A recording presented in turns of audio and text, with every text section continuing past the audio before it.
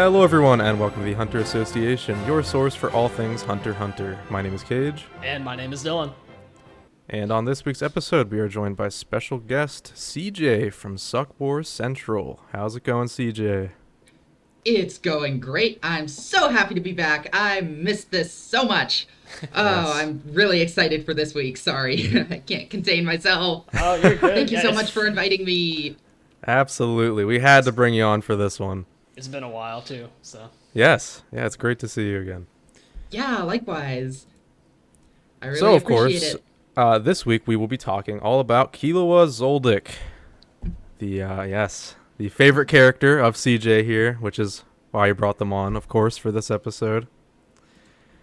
Then, of course, after that, we will be going through our community comments. If you'd like to join in on the community and have your comment read, be sure to comment on the YouTube version, either on the video or on the community post. Also, make sure to like and subscribe to help grow our community of Hunter x Hunter fans.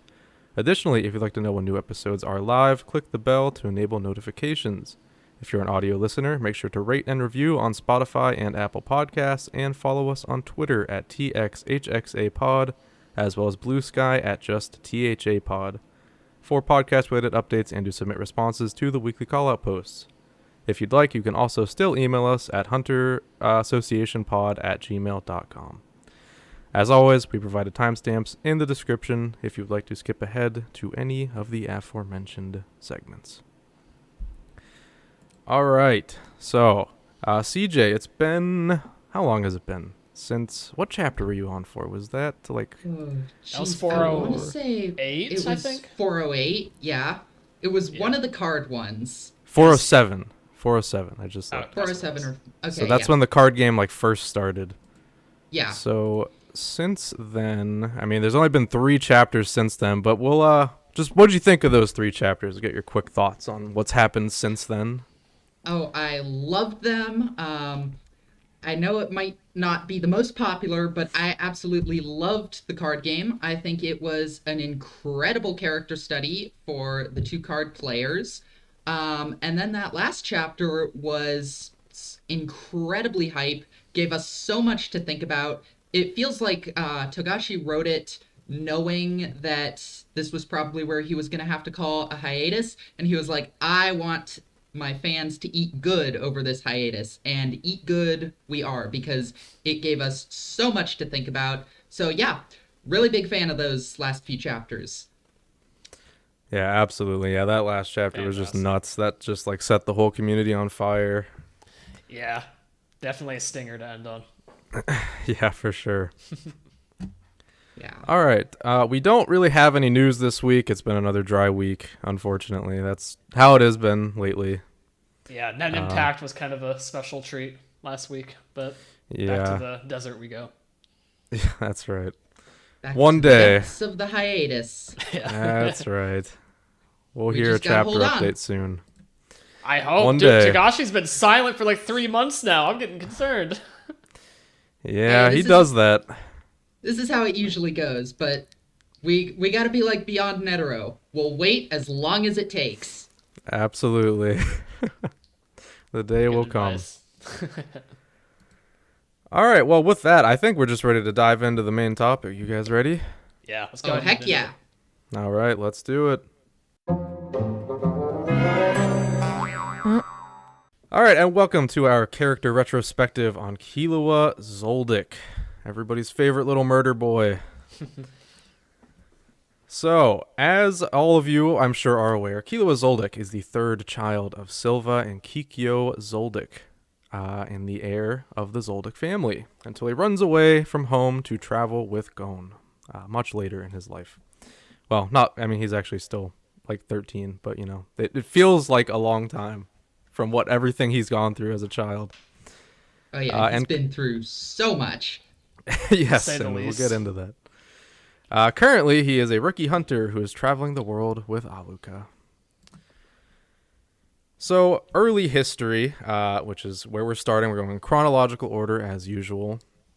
He was the most promising Zoldyck child in the history of the family, and thus had very high expectations from his family, which, you know, this is kind of the root of the character. This has shaped him into the person he was, and in a way still is, but a lot of his journey is about overcoming that stigma he had. Yeah.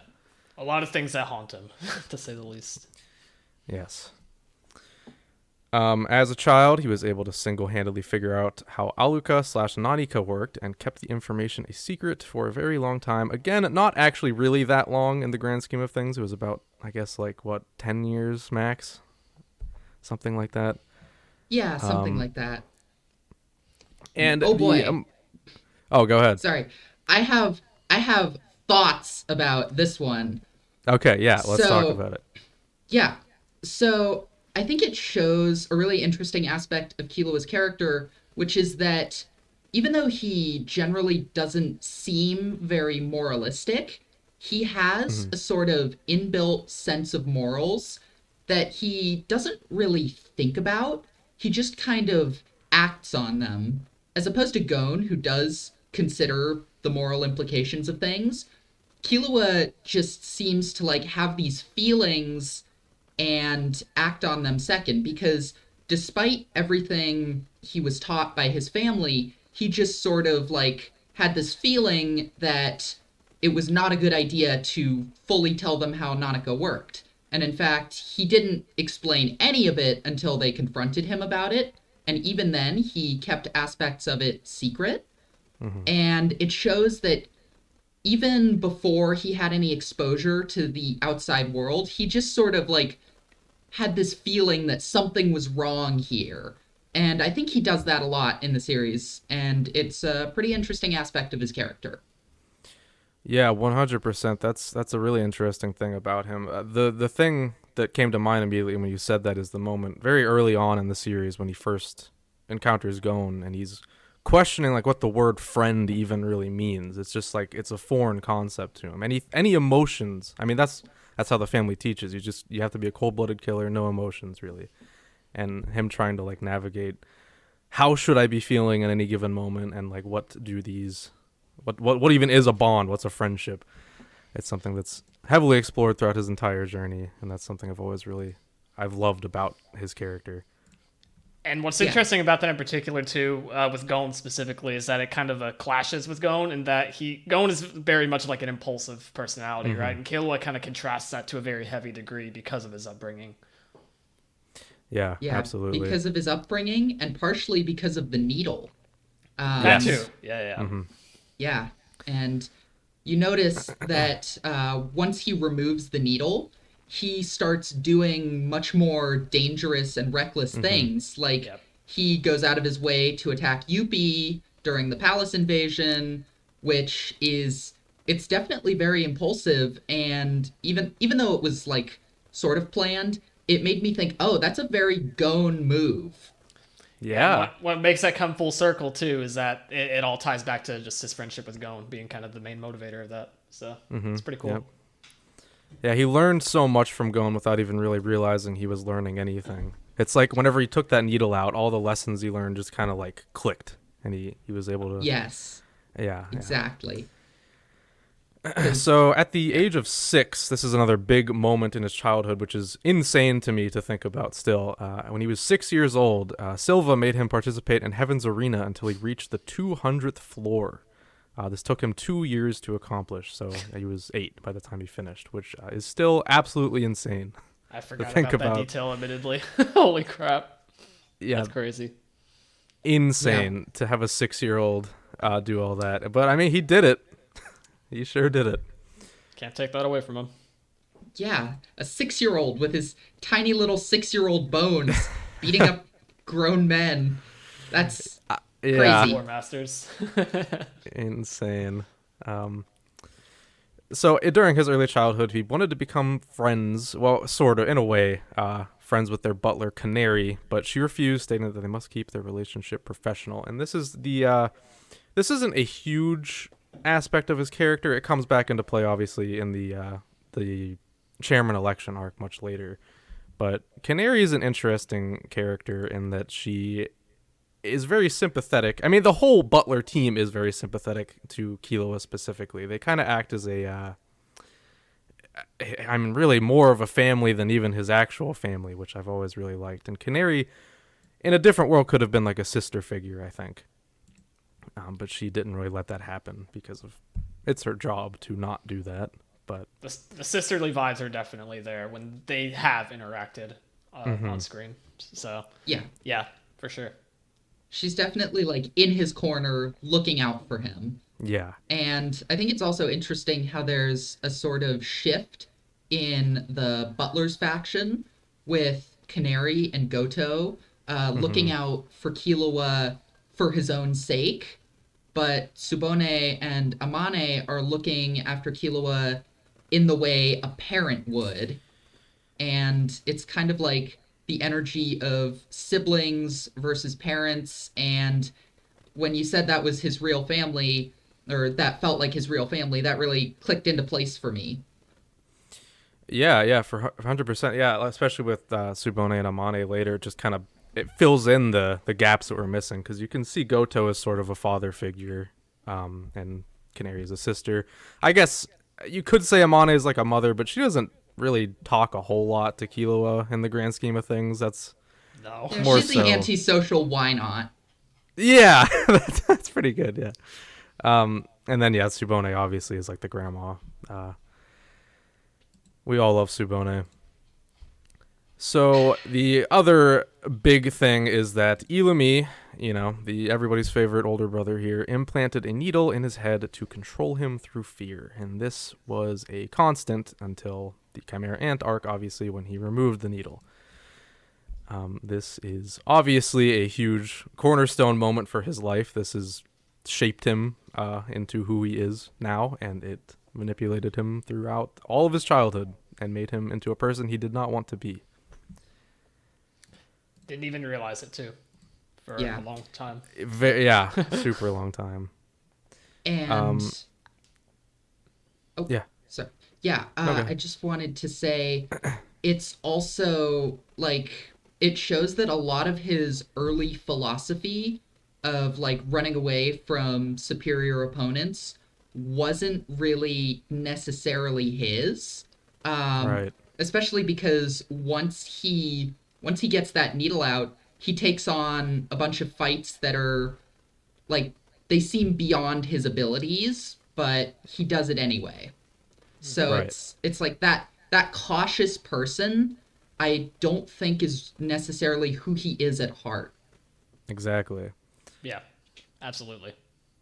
Yeah, and it's even after he takes it out, he's still kind of struggling. Like he'll kind of revert back to the old like pre-needle mindset, and he's trying to, but now he can actually fight it off. It's not as hard to do that as it was.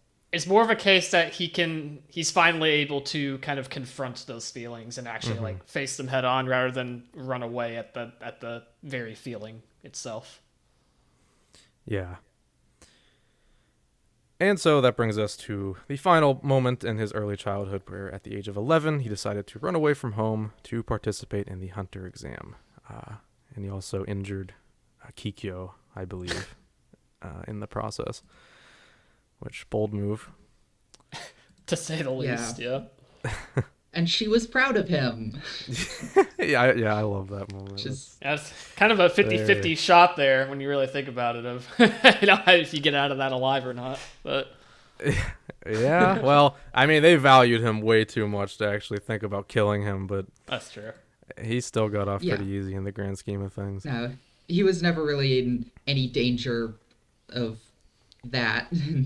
No, that's like the whole joke of the later, the Zoldyck family arc where he didn't even really need to be rescued to begin with. Yeah.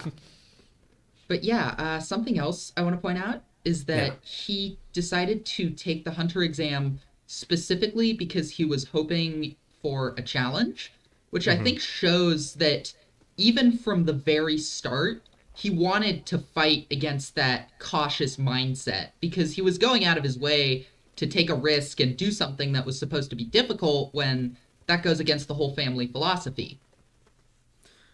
Yeah, exactly.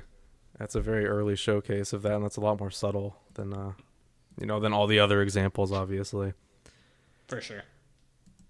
So getting into the hunter exam itself, this overall, I would say, is really not the most eventful arc for Killua. I look at these notes and there's like a whole page, but I mean, really, he doesn't do. He kind of falls into the background, I feel, a lot in this arc. Which isn't bad because, I mean, he gets his own thing right after this that explores him more deeply. But he is the final four of the main, or the final of the main four to get introduced. He has his iconic first meeting with Gon where he realizes they are the same age and decides to run alongside him for the rest of the first phase of the exam. Because he was riding a skateboard to begin with. How humble of him. Yeah.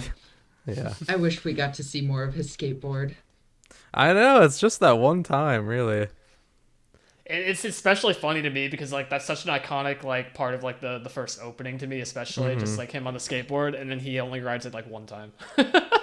Yeah. And I also have to question, when did he have time to learn to skateboard? Do you think Wait, that's a good point. Do you think Goto taught him to skateboard? I hope so. I would love that. Behind the family's back, just like, all right. Yeah. I could see it, honestly. Equally funny is the idea that he just picked up a skateboard one day and was immediately good at it because he's almost immediately good at everything. I could That's see that what too, I thought, equally. honestly. Yeah, I kind of just figured he picked it up on the way there and was just like, yeah, I'll just do this. Like, why not? Yeah. Looks fun. Another fun early moment is when he drinks like several of Tompa's laxative drinks, and it just no problem at all because he's immune to poison. He just drinks them like they're normal soda. Yep. Classic. He's immune to poison, electricity, all this crazy stuff. We're just describing Luffy right now. Actually, yeah. You're right. I have but to get, the way it's my mission now to get at least one Piece reference on every episode. Well, you accomplished your goal this Yeah. time. I will As say you though, the should, methods as you're of right. Killua gaining the immunity is a lot more brutal than Luffy. Well, it was pretty bad for poison for Luffy, but Killua had to suffer torture as a presumably like 4-year-old, probably Yeah. Yeah. which is Pretty bad either way. I'd say. awful to say the least. Yeah, that's horrifying. Yeah, there's that one moment, I can't even remember where it is, I can't pinpoint it now, but where somebody notices like his immunity to electricity and they're just like horrified. Oh yeah, that remember- was Bisky in Greed Island. Oh, was it? Yeah, she was like, "Oh my god, what kind of Yeah. horrific childhood has he had?" Yeah. Yeah, that sounds about right, actually. Yeah. Yeah, that definitely was Bisky now that I'm thinking about it. Yeah, that's awful. And sorry, quick Yeah, tangent Go about ahead. that. It's like it's also a really important part of his character.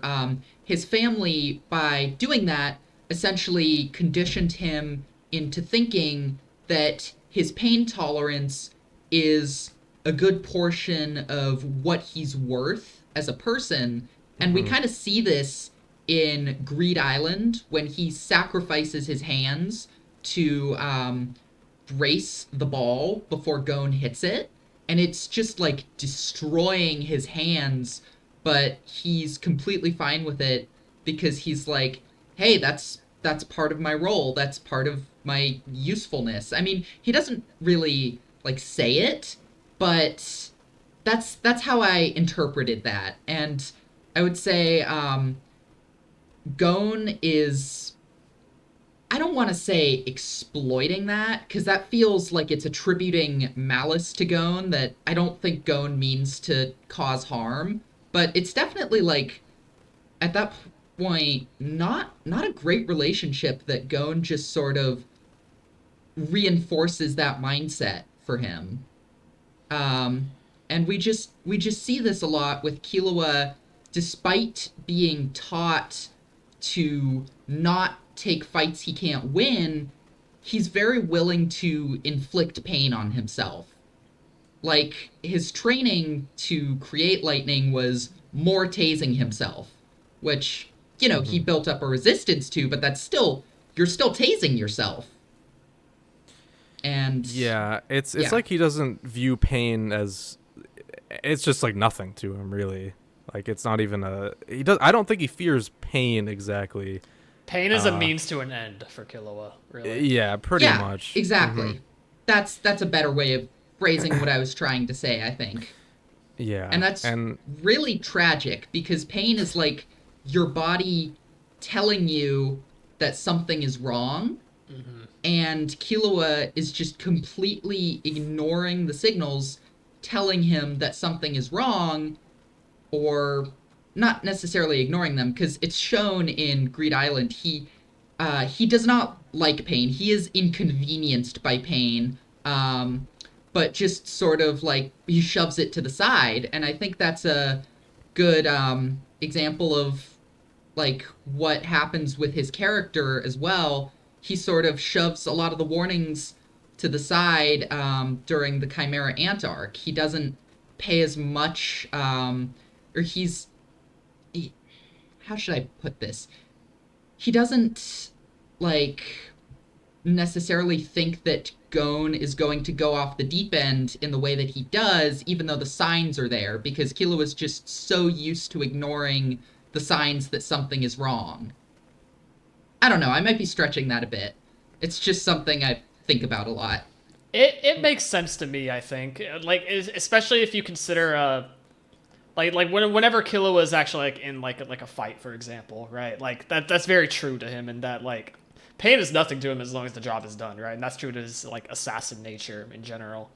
The only thing that can maybe conflict with is his whole thing of like the needle in his head preventing him from like, you know, or like making him like very fearful of like, you know, people stronger than him and whatnot. But that's like kind of like like feelings, like before they actually gets into something in the moment. I'm probably not describing that very well right now, but I see what you're saying, though.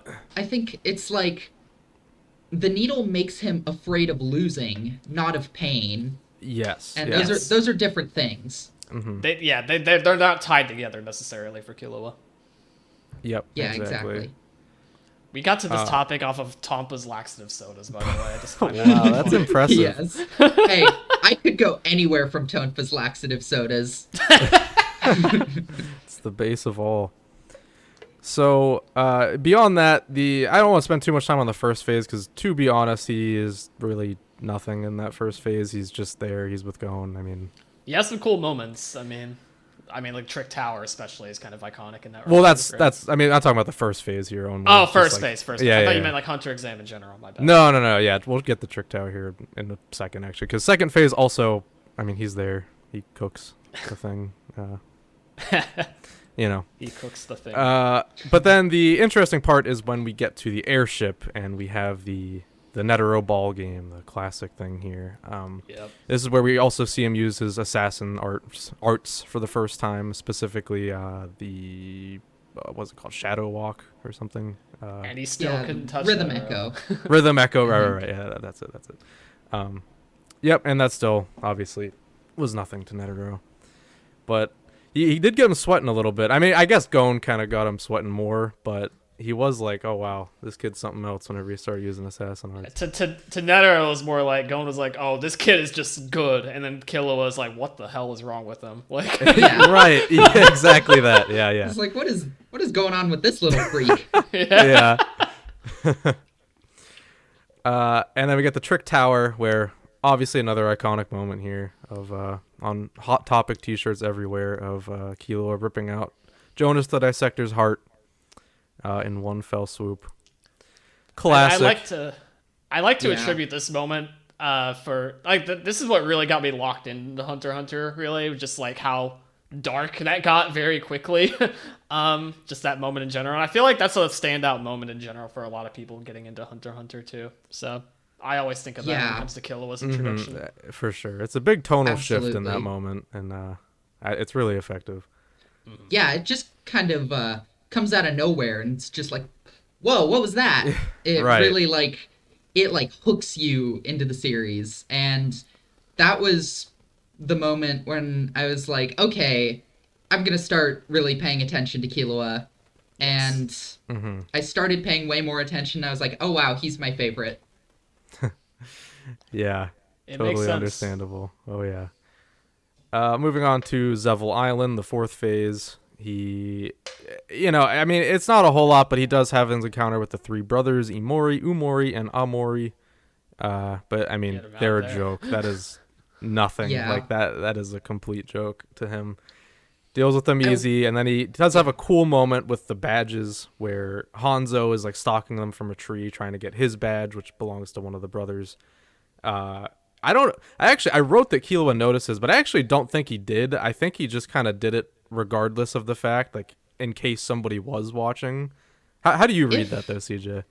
if my recollection is correct, it's actually a little confusing because I think he noticed in the anime, but in the Okay. manga, he didn't. And Oh. Hanzo just got unlucky and ends up picking up the wrong badge at first.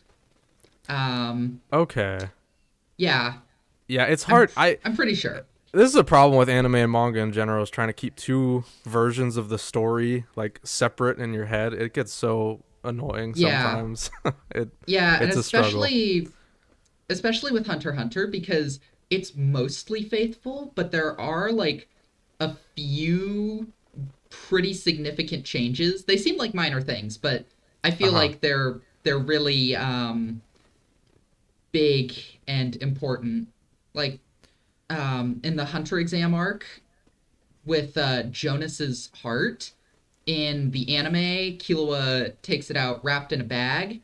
In the Yeah. manga, I'm pretty sure it's just like the bare heart. Yep, 100%. And It's just the heart. yeah, and that combined with do you know about the like flower petal censorship with the guy who Hisoka took the arms off at Oh, the yeah, start? yeah. Uh-huh. Yeah, like in the anime, he's dissolving his arms into flower petals. In the manga, he just takes his arms off, and it makes me wonder, like, did the people at Madhouse not read the whole manga before they started adapting? Did they not realize how dark it was gonna get? Because they stopped censoring that stuff later on, but Yeah. at the start, it's a lot more censored, and I think it makes people think of Hunter x Hunter as like, oh, this lighthearted series that got really dark, but it was actually kind of meant to always be really dark.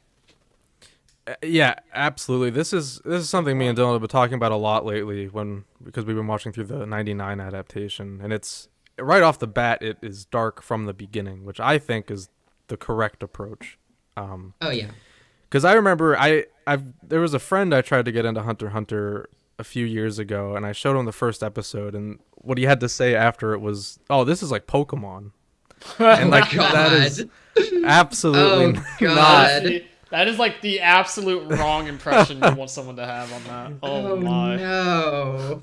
Yeah, so That it's hurt me. I know it's awful. The 2011 adaptation has weird tonal problems at the beginning, but it does work itself out, which I appreciate. But it is very jarring to have the changes kind of just come in over time, like the tonal changes, just like they're dropped in like one after another throughout the whole run until we get the Chimera Ant, and then it just completely shifts.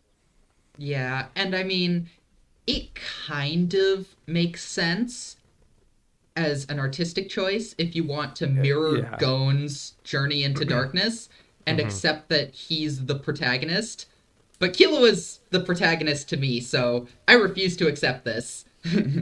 Yeah, in a way, all four of them are the protagonists. And 2011 Yeah, definitely has a lot of Gon favoritism, which is fine. I don't think that's a bad thing in any capacity, but it's a different take than what I think Togashi was trying to do.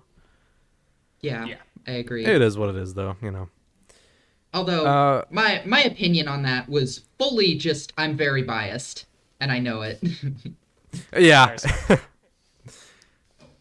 So the final phase is definitely the most eventful part of this arc for Killua, but it is told to us through flashbacks, unfortunately. I mean, we get to see it happen in real time still, but it's technically Sato's telling Gon what happened. So he has his first match against Pokol, but he immediately concedes because he doesn't think he's worth his time. Fair enough. He probably wasn't. And then the next match is against Gita Rocker. Is that how you say? I've never said his name out loud before. Is that right? I think so. It sounds right. I don't know. It's a little debatable how to pronounce it because I think it ends with gitaraka, I think it ends with like the katakana, and one of sometimes you those. add an R to that when you're Uh-huh. putting it in English. Sometimes you don't. It's kind of a case by case basis, translator's choice. Um, so sure, Gita Classic. Rocker. Gita Rocker. Sounds southern. Oh my god, it does. I never realized that. Now I'm not gonna unhear it. So anyways, that's the last time I'll probably ever say his name again anyways, because he is immediately revealed to be Killua Zoldyck, his older brother. We all know him. For better or for worse. Only for worse, actually. Yeah, I was about to say, is there any good to that No, man? I don't think so.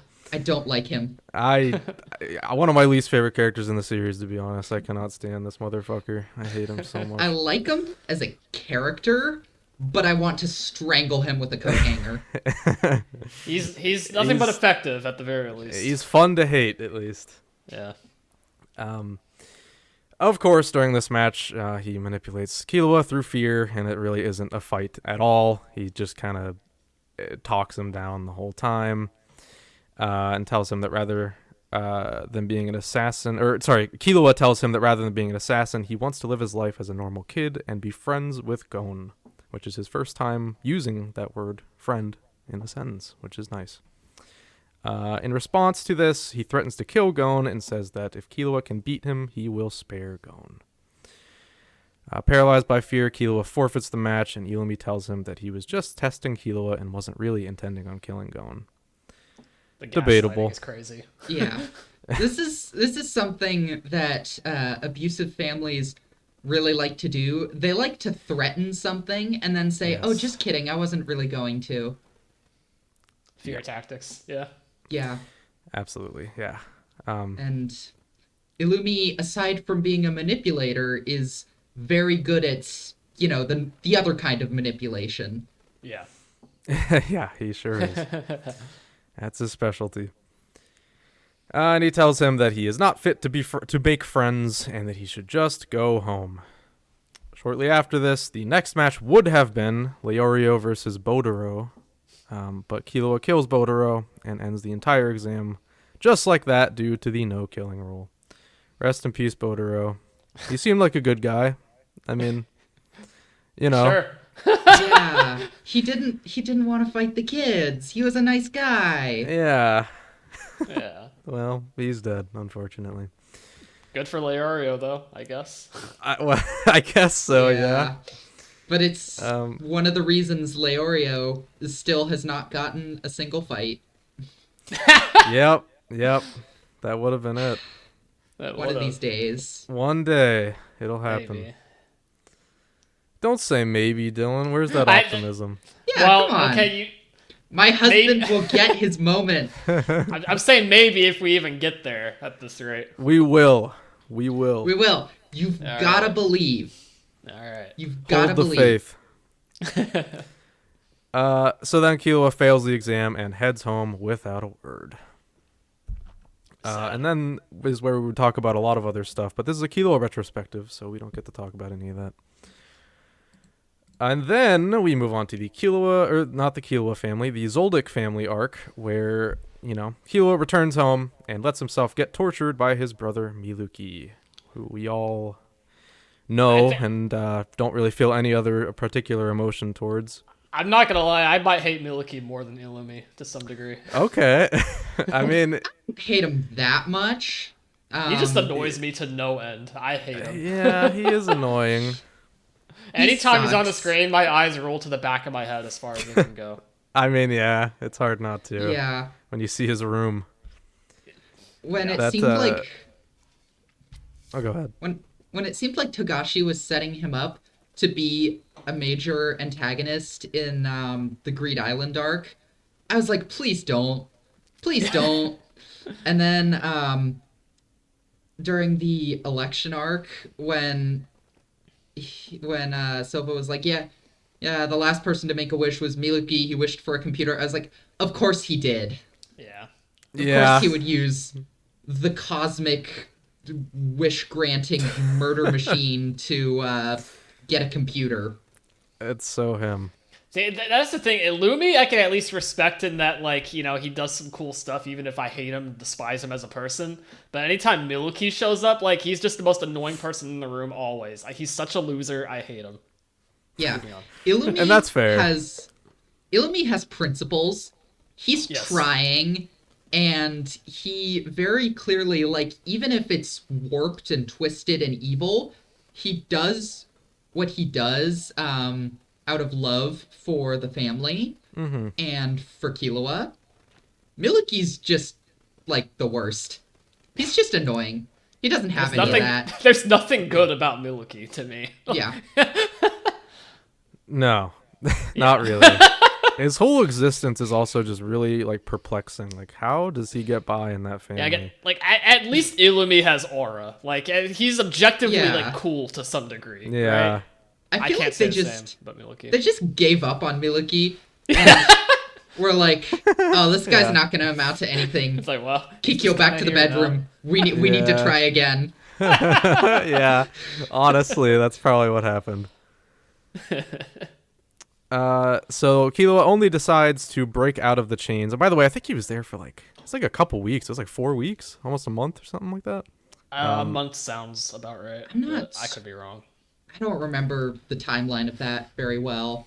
Yeah. To the wiki I go. Thank you, Dylan.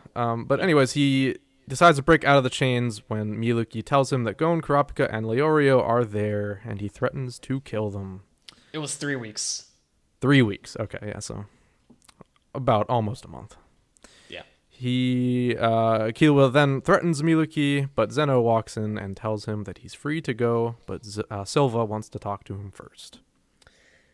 And then we have this very interesting scene that I think about frequently with between Silva and Killua here, where it's, it is portrayed as, at least in the anime, I don't have the manga version of this scene fresh on my mind, but in the anime, this is a very, it's definitely reads as like a sweet moment. Like, it's supposed to be like this, like, father-son bonding moment. But given what we know about their relationship and their past, I don't think those two should even really get to have a moment like that. But yeah, it happens. And I want to point out that it's a really interesting showcase of Silva and Killua's relationship, because I feel like the way this manipulative family works is it's kind of like a good cop, bad cop system. Like, Illumi's the bad cop. Illumi and Kikyo are maybe the bad cops. Silva's the good cop, because Silva's the one who's, like, outwardly nice to him and encourages him to live his own life. And it's shown in that, like, Zoldyck family relationship chart that Killua does respect him, even though, like, right as he leaves, Silva's like, oh, he's gonna come back. Exactly. And yeah, I think Silva was referencing the needle, of course. But yeah, it's a very good cop, bad cop relationship, and that really, like, messes with Killua's perception of his family. Yeah, for sure. At the end of the day, I think Silva's approach is just a different brand of manipulation. Yeah. It's a more soft approach, and it's more subtle, but I think it is still manipulation. Yeah, personally, I wouldn't even consider it a different approach. I would call Silva and Illumi's behavior two sides of the same coordinated approach. I think they've got it planned out. Yes, like, okay, that's what I was trying to get at. Yeah, like, you be hard on him, I'll be nice to him. Yep. Yeah. Because it's the whole operation at that family is very calculated. Like, they're probably thinking about every move. I will say, probably Zeno might be the exception. He kind of seems to run by his own rules. He's like he's the one other Zoldyck family member that's, like, kind of the most similar to Killua in a lot of ways, just in terms of, like, morals, I guess, personality even. Like, I don't know. Right, yeah. He seems to have some level of emotion, at least compared to the other members of the family. And that's present in Chimera Ant off the top of my head, when he was working with Netero for that short period of time. Yeah, like, he actually has kind of a moral compass, Yeah. And if I had to guess about Zeno, I would say it's because he's like old. He knows he doesn't need to be super useful to the family anymore. And he can kind of just do what he wants now. He's sort of reached that stage Yeah. where he's not the future of the Zoldyck family anymore. He doesn't have to be like a total hard ass. Yeah, absolutely. That's kind of how I interpret it too. He's seen it all, and he doesn't really care anymore. So by the end of this arc, he reunites with Gon and the others, and they promise to meet back up with each other on September 1st in York New City. I think we've all heard that one before. Yep. They all go their separate ways for now, but Killua sticks with Gon, and thus begins their adventures together. So, before we actually move on, I kind of want to talk a little bit about just like the strange relationship that Killua has to Kurapika and Leorio in these early parts of the series, where there's some very clear Gon favoritism, distractingly so, to the point where like it's honestly barely even believable that like he's friends with Kurapika and Leorio because they have almost no chemistry on screen whatsoever. And even whenever they do reunite in this arc, in the Zoldyck family arc, it's like he just is running to Gon, and the other two are just kind of there. Which surely is intentional to some degree, right? But it comes off very jarring at this point. Oh, right? Yeah. Absolutely. Yeah, I think Killua is, in large part, for a good chunk of the series, defined by his relationship to Gon. Yes. And that's why I find it so interesting in the election arc when he starts to break away from that. And yeah, Togashi very much was like, okay, Killua, I'm just gonna stick you onto Gon. You're following Gon. You're going with Gon. And we see that like especially just throughout the early arcs. Killua pretty much always defers to Gon, except in like minor things. Like they have little disagreements about how to make money in York New, but in the big picture, Killua just like sticks to Gon, and Gon is kind of like his guiding light. And he's reliant on him. Yeah. Yeah, and this is something that, from a psychological point of view, you're like, okay, this is maybe not good. This is maybe not good, but like they're both kids and they're both crazy kids, completely insane kids. They're not going to have any concept of like what's normal. Exactly. Yeah, and they both come from very interesting and different backgrounds. So they don't neither of them truly know what it's like to be a kid. Gon more so does, but it's still like, I mean, he basically was raised in the woods, like animals. He's basically a wild animal. Yeah. Yeah. There was only one person on the island, on Whale Island, that was his age anyway, and they weren't really friends, as far as I know. So, yeah, he very much doesn't know what it's like to be a kid. It's a very interesting sort of like way to write a character. Yeah. It really is. So then we move on to Heaven's Arena, and a little behind the scenes here, by the way.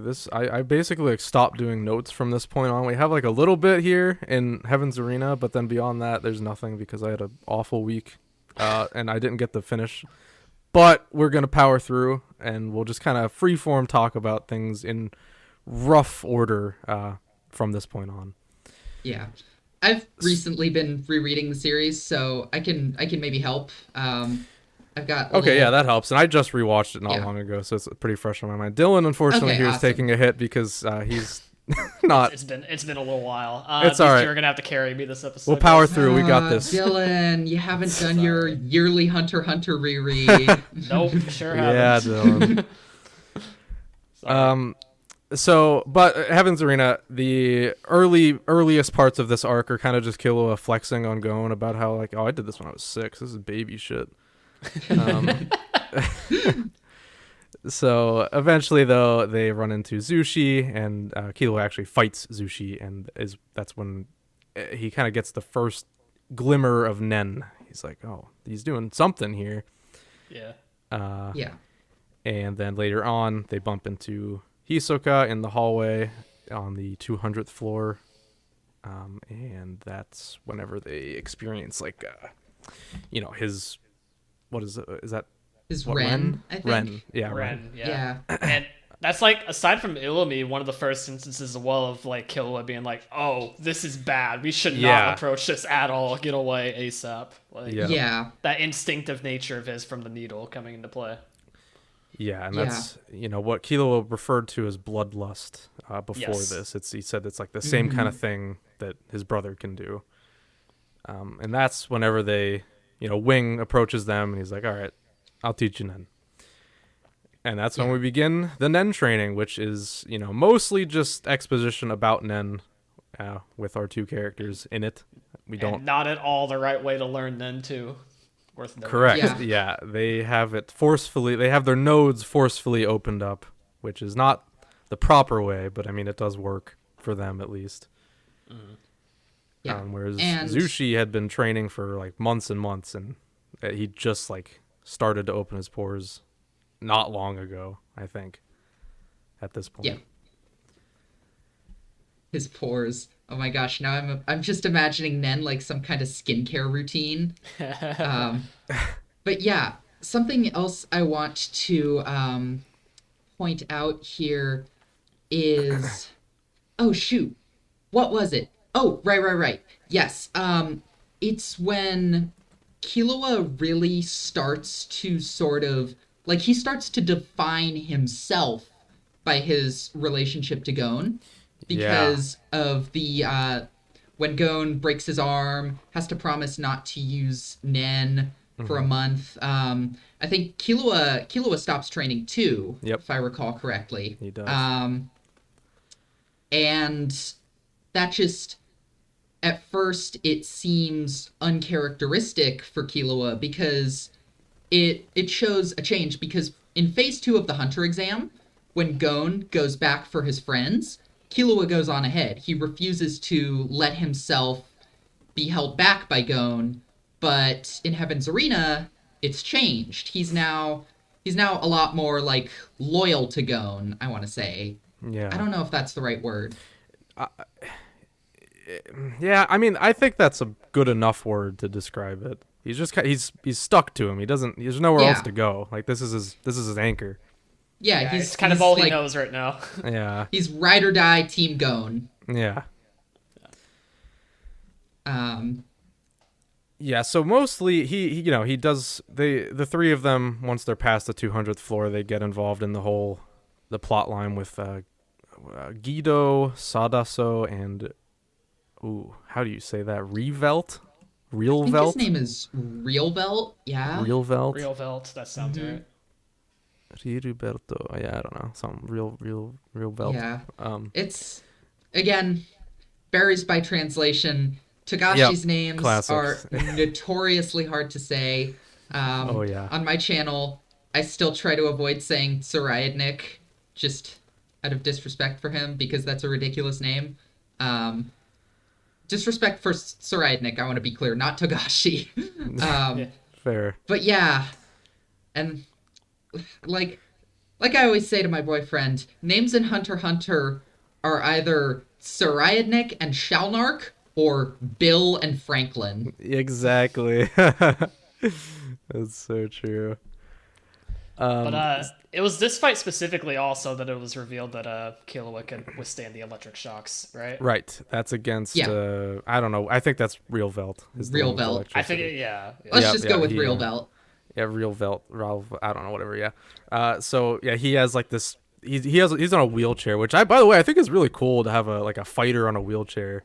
That guy's a piece of shit, but I mean, it's cool. Yeah. It's a cool concept. Cool character design, cool fighting style. Yeah, and he has these electric whips in the chair, and he thinks that's gonna that's it for Killua. He's like, oh, this will kill him, but it does absolutely nothing at all. 0-100 Yep. matchup. Yep. Yeah, so just some basic fights, and then they eventually do the underhanded approach of kidnapping Zushi, and then they see, this is where having notes is important, but I don't have them. Eventually, though, they I do have things to say about that. Oh, okay. Well, go ahead. Yeah.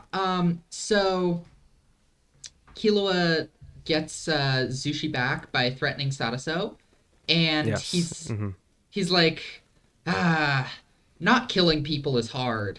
And I think this is another example of his moral compass, because it's not like Gon told him, no, you can't kill people ever. It's Right. not like that's something he decided for himself that he shouldn't do. And we rarely really see him thinking about, like, oh, it's wrong to kill people for money. He doesn't really think about morals. He just has a moral compass that he acts out, and that's just kind of the end of it. Yeah, that's a good point. And something I never really thought about. Yeah, that moral compass kind of does come from nowhere, because you're totally right. It's not like Gon said, I don't want you to kill people. It never happened. He just, on his own, he decides not to. Yeah, that's super interesting. Yeah. So yeah, that's another classic moment too, of him threatening Sadaso with the knife, and like they just call off the whole plan right there. They also just like they leave. In general, they leave the city. They're that freaked out by Killua. Yeah. Fair enough. As they should be. Yeah. So beyond that, they end up watching Hisoka's match against what's his name? Clone guy. Castro. Castro, correct, yeah. And that's where they... It's around the time also that Wing taught them Hatsu, right? And so they found out their Nen types. Yes. Remembering correctly? Yeah. Yeah, that's around that time. 'Cause I think they watch that match first, right? And then that's how they learn about because they the needed eye one. Gyo. Wing wanted to teach them that at least before Gon fought Hisoka or whatever, right? Yeah. Right. Right, Yeah. like that was the reason, I think. I can't remember exactly. I'm pretty sure, yeah, because I mean, you just see bungee gum. But yeah, Which, they has the properties of both rubber and gum. Oh, Say really? it. Oh, Wow. Yeah. Huh. I didn't know Gotta that say it. actually. That's kind of crazy. Yeah, fun fact of the day. Yeah, there you go. So they do water divination, and obviously Killua is a transmuter. He won't utilize this for a little while. A long time. Not that long. At the end of York New, but that is a whole arc.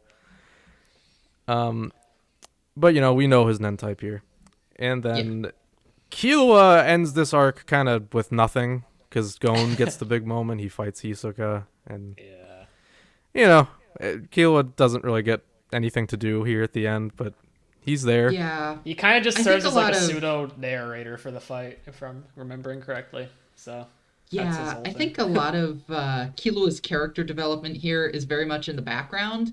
Like, Yes.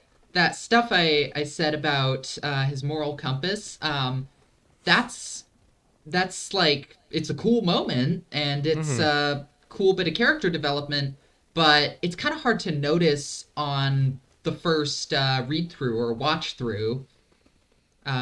So, yeah, Killua is very much developing in the background in subtle little ways. Yeah, absolutely. And that, comes off. The payoff really here is, this isn't, I guess this is technically part of York New. It's like the beginning of York New. But when they go back to Whale Island, and these are some of my favorite Gon and Killua moments here, is them on this island, and they're just kind of hanging out. They, they get the game console and stuff they figure out that Mito was holding a secret. There's this box that Jing wanted to give Gon, and they can now open it because they have access to Nen. And that's what sets off the Greed Island plot, which we will pick back up on after York New. But they get this game console, they put the memory card in, and they see just data that isn't really helpful to them in any capacity. That's when Miyuki shows back up. They try to which is also what they try to make him do is not something that can even possibly happen. They want him to like recreate the game through the memory card data, which is I don't think that's how that works, but Yeah. you know. And if it is, Miluki could not do it. There's no way. No, hell no. So instead, this sets off the whole thing about all right, let's go to York New and win this in an auction in some capacity. But before that, before we get to York New proper, there's a very great scene, a moment that these two share together on it's at night on the island, and they just kind of talk about like Gon talks about Mito, about how he this is the only mom he needs. Like, it doesn't really matter who his actual mom is. And that definitely, that sticks with Killua in a way, because that's probably like a very foreign idea to him, is just like having, Oh, yeah. I mean, even just having a mom really to begin with, because like, I don't even really know if he views his family as family exactly, at least in the normal way, like a normal, healthy way. Right. They're just kind of Yeah. the closest people to him that he's even allowed to interact with. Exactly. Yeah. Yeah. It's just kind But of. the important thing, I think, is he associates them with the word family, and this scene shows him like a different example of what family Yes. could be. Exactly. There's different definitions to family that he didn't really think about before. Yeah, and this is a huge eye opener to him. Yeah, it's just a super, super sweet moment there that I think about it all the time. And in the anime, it's super beautiful too. I love how the sky looks. Yeah, I love the way it's animated. Yeah, it's very nice. So then, if there's anybody have anything else to say about the Whale Island part before we just move into York New? We can just move into York New, at least for me. Yeah, I'm probably ready. Like, I could talk about it for like hours, but we don't have all day. We have so many more stuff to go through. Yeah. Yeah. Well, thankfully, honestly, York New is not the most eventful thing for Killua. I'll have a lot more to say about him when we get to Greed Island. But here, he is really just a side character to Gon. And even Gon is, I mean, this is Kurapika's arc. We all know this. This is Yeah. Gon Yeah. and Gon and Killua have their own plot line going, but it's not as exciting. It's just them with Leorio trying to figure out different ways to earn money to win the Greed Island auction. Yeah. That said, you know, I do think Killua has one very big and important moment in this arc that like we have to talk about, which is when he and Gon are being held by Nobunaga.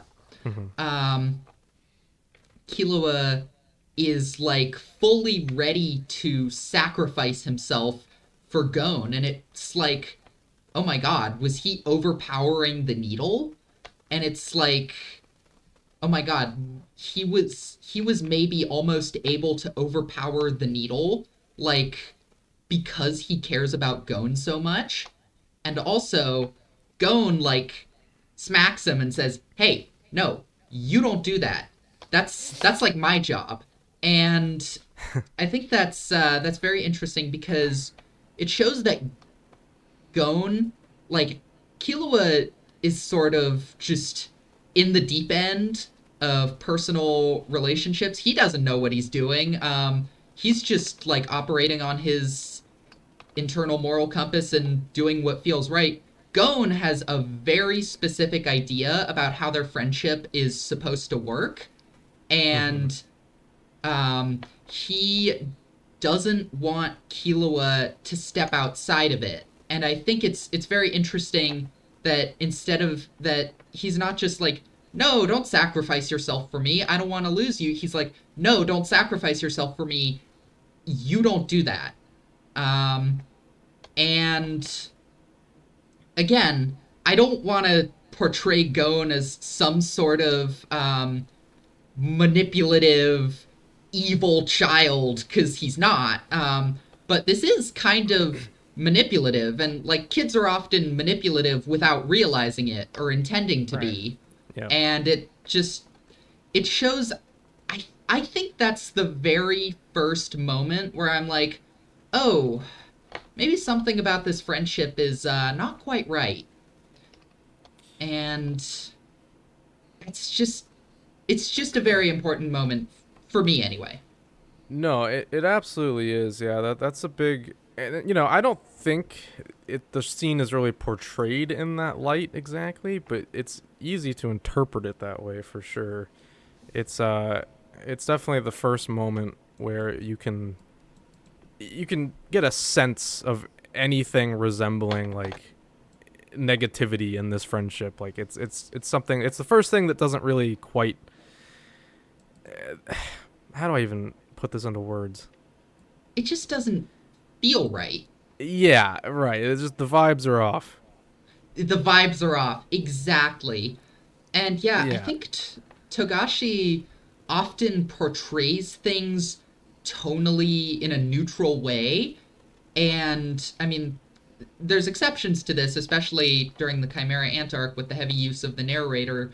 Hmm. But he often portrays things in a tonally neutral way and just sort of says to the readers, judge for yourself.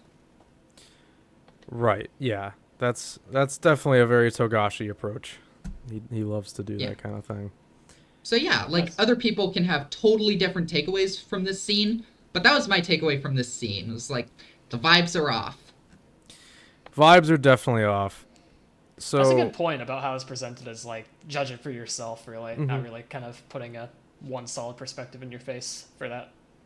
Neat. Yeah, which, I think is something the anime tends to do is it kind of sets a tone that maybe Togashi wasn't intending. It happened. I can think of a few moments that happens. It's definitely not like ever present, but it does happen. Yeah, and I think that might be a limitation of anime as a medium because Yeah. those scenes would just not feel right without like music.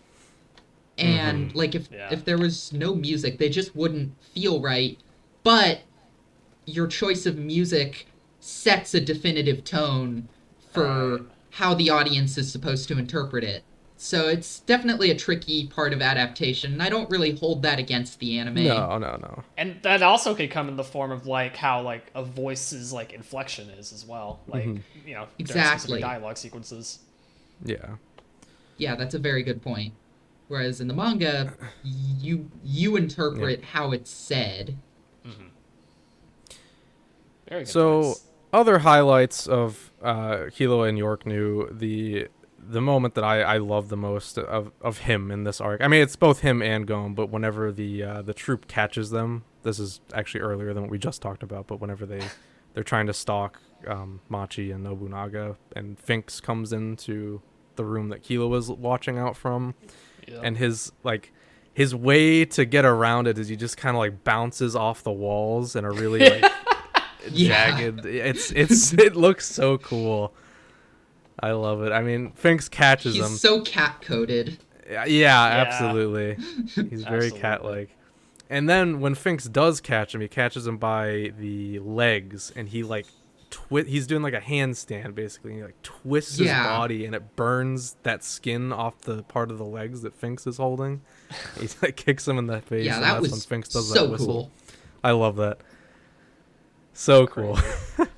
Yeah. Just insane unhinged Killua moment. Like what? Yeah. Yeah, that is an iconic moment for sure. And beyond that, I mean, later he's involved in their, whenever they actually meet up with Kurapika, finally he's involved in that plot. He wears this cool jacket whenever they're like undercover. That I Yeah, really Killua like. was always just the most dripped out of the Oh Yeah. my main god, four. yeah, It's no contest. no contest at all. And yeah, I mean, again, this is Kurapika's arc.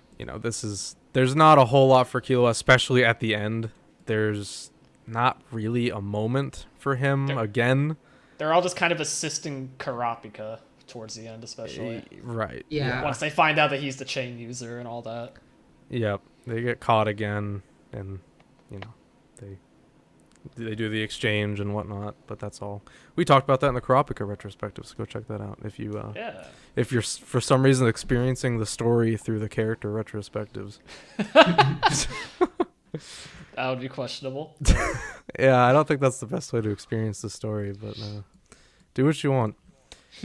Yeah, who are we to judge? Yeah, That's right. exactly. So, moving on to Greed Island then, unless anybody has anything else to say about York New. Didn't think so. Oh, Well, I maybe? mean, this kind of ties into the end of York New, technically, right? Leading into Greed Island, but like What? if we're gonna talk about the auction at all, right? Yeah. That's like the beginning of Greed Island, I would say at least. So yeah, the auction happens. They how does this play out exactly? They don't like get in to. They I don't remember like the win the spiders were auction or there. anything. Yeah, they meet the spiders for a second. And they're like, yeah, we don't want to fight. Like, we're not interested. Yeah. Or something like that. Yeah, no, it's a pretty chill interaction. That's another scene that I quite like. I guess that is like the end of York New. I think that's like considered like the last, at least in the anime, that's like the last episode is them talking. Yeah, that's when the opening starts to change. Yeah, yep. And I remember there's like a moment of narration in the anime where it's like, next week will be the Greed Island arc. They actually like say Greed Island arc, which is unusual. I don't think they've ever done that before. So yeah, they get into the whole operation to get into Greed Island, led by, or they were hired by Batera. Batera, how do you say his name? Batera, I think. Batera, I think. Okay. Or for my Umineko fans out there, you could call him Battler, but I do not know Umineko, Yeah. but don't, it'll ruin your life. all right, I'll stay away. So they have to like show off their Ren in front of. Now this is a name okay. Sezgera, I think? Sezgera. Sezgera. Okay, Sezgera. I have never said his name Yeah. out loud. That's another one. Now I try to pronounce the T and the S, because I think that's what you're Sezgera. supposed to do.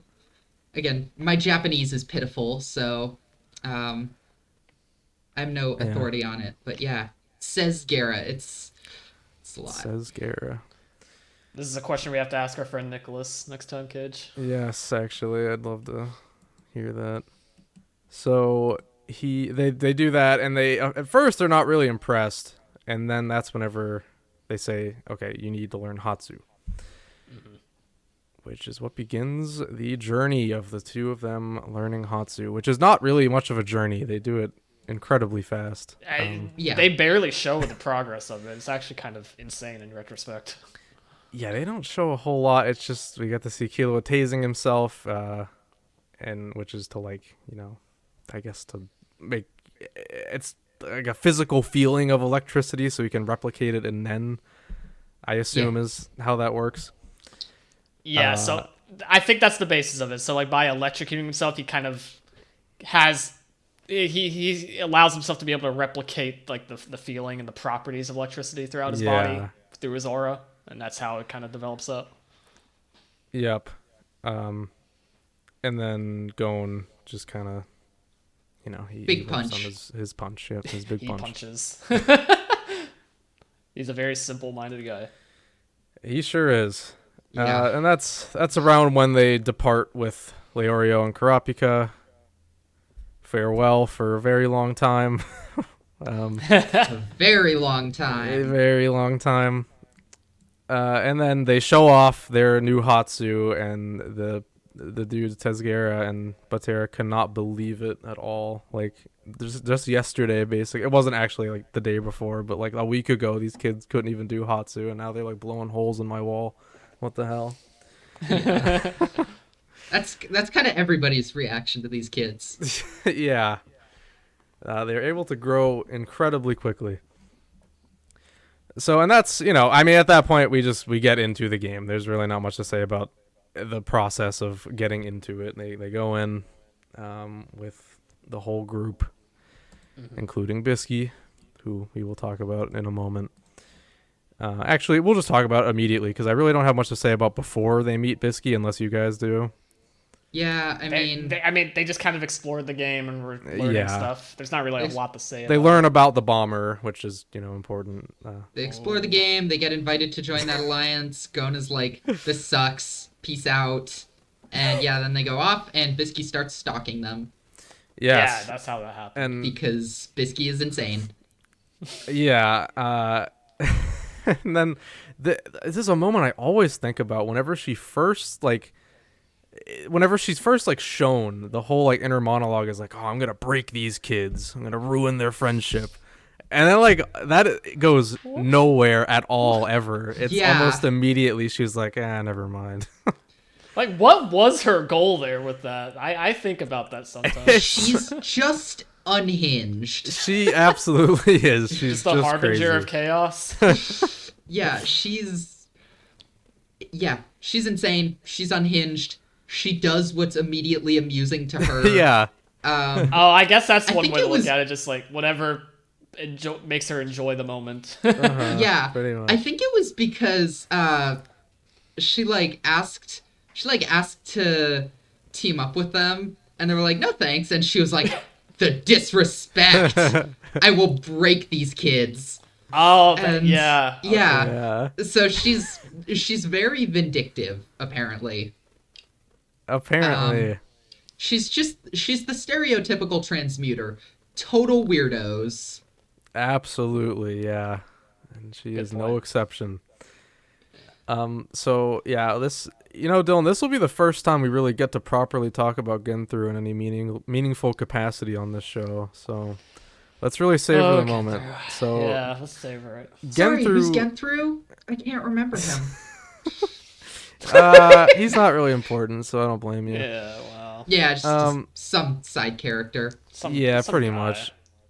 Which is how he starts, actually. He is kind of just a side character. He's just a guy. He's a member of this like rebel faction, basically. It's not really a rebel faction. They're just like trying to clear the game together, try to get out of the game. And we learn about the Bomber, this notorious killer in the game that steals cards by force. Spoiler, that is Genthru, but that's later. Moving away from that for a while, we'll talk more about Genthru, don't worry. We'll talk about the training with Biscuit, which is the bulk of this arc. This arc is just a disguised training arc again. It really is. Yeah, so this is the most eventful stuff. It starts with Benolt, my boy. I love Benolt. He is a a Benolt fan. That's my goat. That's the first time I've heard that sentence. Benolt, the aura merchant. I just like him. I don't know. There's something about him. His design is awful. I hate him, but I just love him. I can't help myself. He's just a silly little guy. He's just a silly little guy. He killed people with scissors. He was a serial killer. I had a dime. Green Island has some of the weirdest characters in this entire series. I had a dime for every serial killer in anime that uses elaborate scissors. Is that anyway? Is that a thing? I don't think I've kind ever. Of a thing. Is it? I can think of Who else? A few more examples. What's that one? Genocide Jack from Danganronpa. I can't say. know. And then, wait, no, I wasn't. I forgot. Isn't there that one girl from Kill la Kill who kills a bunch of people and has a giant pair of scissors? Well, that's, I the main haven't character. actually seen Kill la Kill. No. It's like the lolly girl. I think is what CJ's talking about. Right. Yeah, she has like the other pair, and Ryuko just has the like half of the scissors, right? Yeah. Half of the scissors. How? Huh. It's just like the one blade, and there's another part. I don't even remember who had that. Anyways, this isn't a Kill la Kill podcast, believe it or not. Sorry, but, I completely sidetracked us. So yeah, Benolt, they have to beat the shit out of him for like several days to learn. What even are they learning? Yeah, which is. Bisky forced those two to fight him for 2 weeks straight in a rocky arena, according to the wiki. Yeah. 2 weeks straight, Benolt was getting his ass beat. So funny. Yeah, and the bargain was like, he tried to kill Bisky, by the way, and she was like, okay, I'll let you live if you can like kill these kids or beat these kids, whatever. And he just gets his ass kicked for 2 weeks. But Yeah. He is allowed to go at the end of it, and he vows to start a new life. He's gonna start over. And I believe him. I think Benoit goes on to do great things. Maybe he'll become like a hairstylist. Oh Maybe. no. That sounds like a recipe for disaster. I think it'd be awesome, personally. I mean, hey, he doesn't need to like sweep up all the hair because he can just eat it. That's yeah, that's right. It's perfect. That's like the perfect job for him. God. And by the way, I always love talking about this. His whole motivation as a person is just that, like, when he was a kid one time, he was trying to give back a purse that somebody dropped, and then they accused him of stealing. And that's the entire crap out of motivation of him. his character. Yeah, and they beat him up. And now he Hope you guys became a enjoyed serial this killer. Benoit retrospective during this episode. You know Yeah. what? Understandable. You did the 2-for-1 today. I just love talking about Benoit any chance I get. He's just such a fascinating character to me. I love that he exists. Yeah, I think he's a really good example of how Togashi just like comes up with these ideas and just puts them in the story and is like not even thinking about how it's gonna all work together. He just plops them in the story, lets the characters do their thing, and it works anyway. Exactly. Yeah. Like, Because I'll just he's plop just this that serial good. killer in here, and they can beat him up for 2 weeks. Why not? Let's Yeah. just do it. I love it.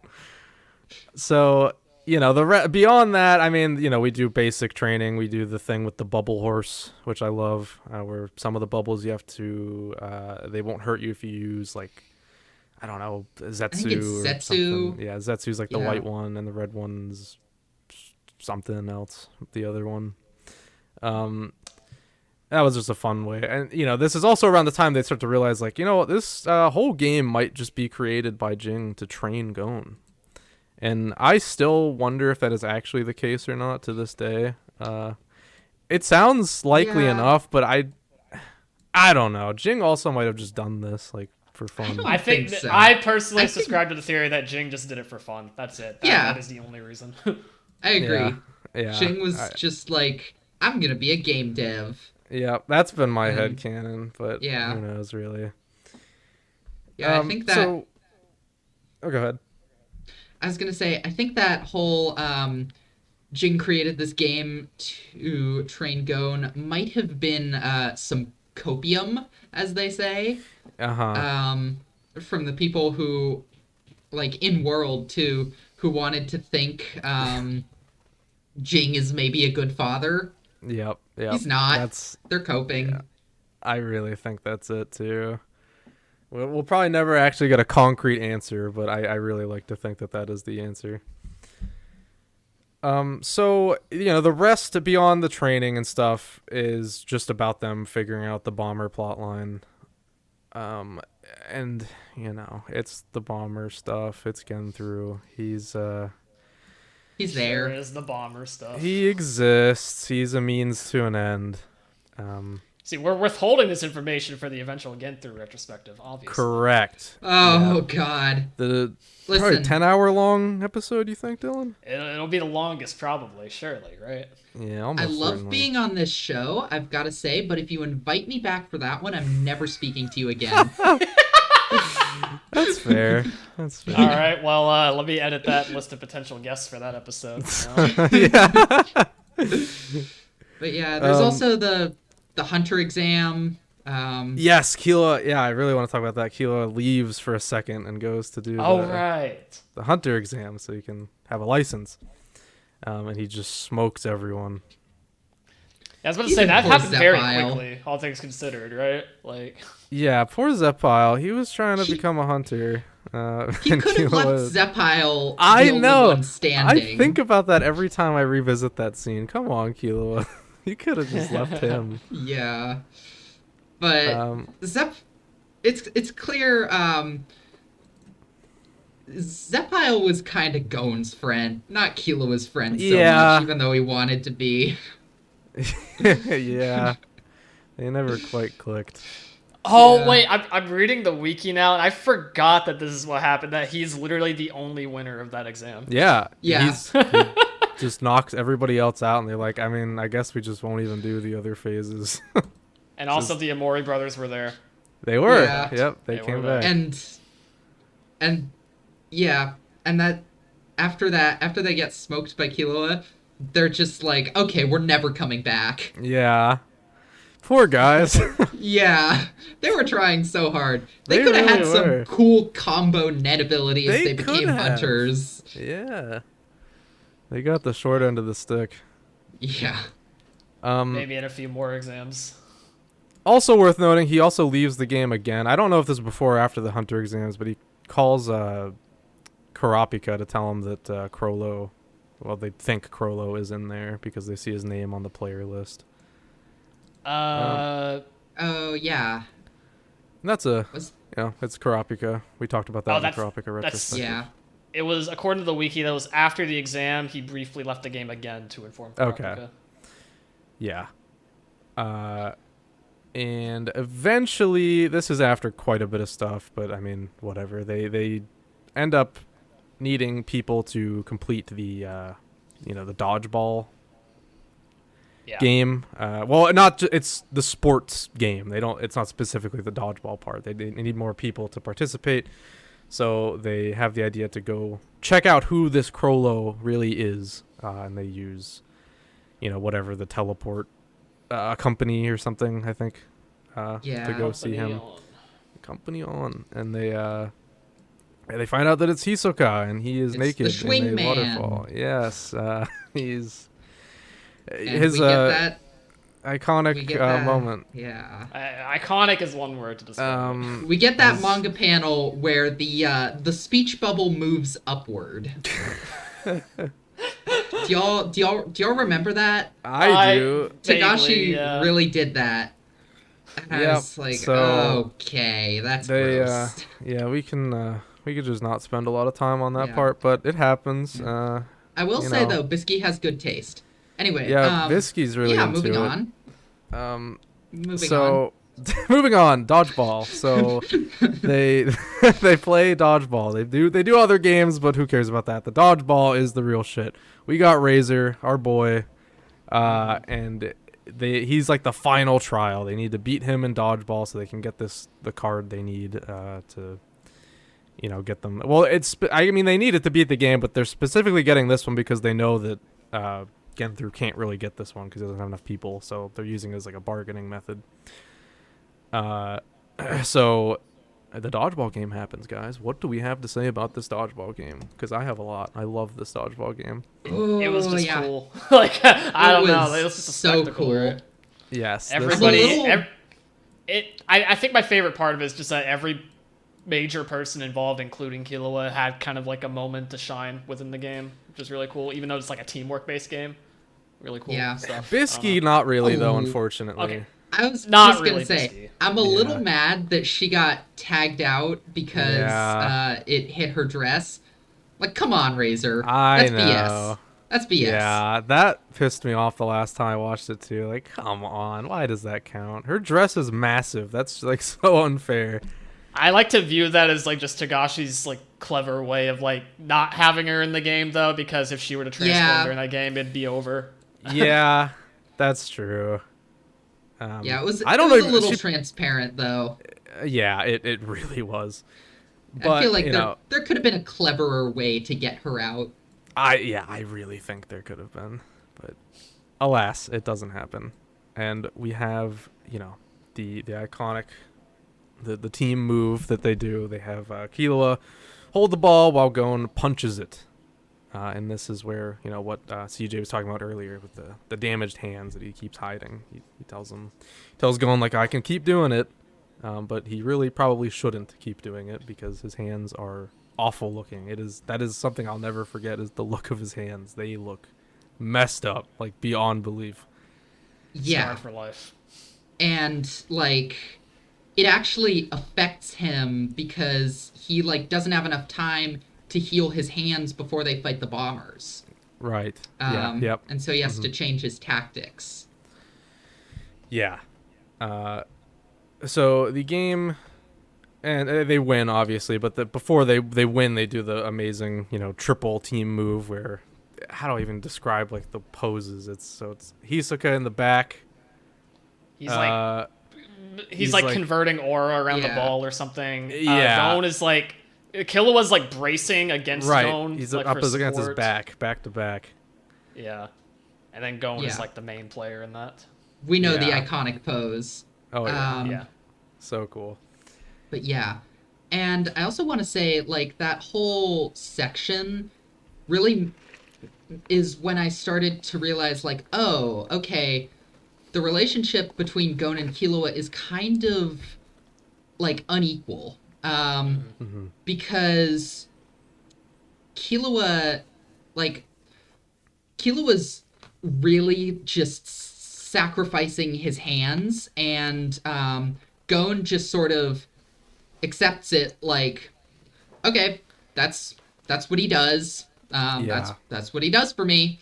And it just, that was another moment of, like, it feels kind of off. It's like a red flag moment, kind of. Yeah. And there's a moment where Gon is like, yeah, it has to be Killua holding the ball. I can only do this because Killua is holding it. And on the one hand, it's kind of like, oh, it's sweet. He trusts him.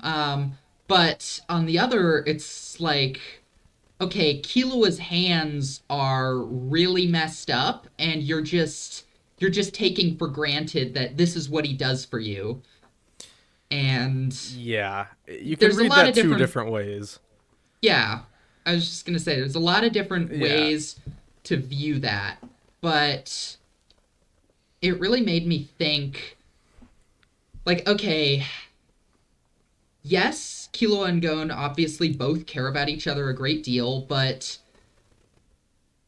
Killua is a lot more invested in Gon, I think, than the other way around. Yes. Because Gon is just like, oh yeah, Killua's my best friend. And Killua's like, following this guy is my reason for existing. And it's started to make me think, like, oh, I don't know if I like where this is going. This could be a problem unless they address it. But, you know, they're kids. They're kids who are going through some crazy shit. They don't know how to address it. They don't know what a normal friendship is supposed to look like. Like, do you think a 13-year-old assassin hunter knows the word codependence? Probably not. No. So it's really sad because there was like no chance. Yeah, what's especially striking about that moment is just that, like, everybody in that whole room is telling Killua, like, no, you should not do this again. Your hands are destroyed. But it's just that one. It just takes Gon being like, no, I need him, and then that's it. That's all it takes for Killua to just do it again. Yep. Yeah, that says a lot. Like I said, at that point, he's just absolutely ride or die for Gon. Yep. Like, helping Gon is his reason to live. It's kind of crazy. But it also just sort of makes sense because he didn't have much else.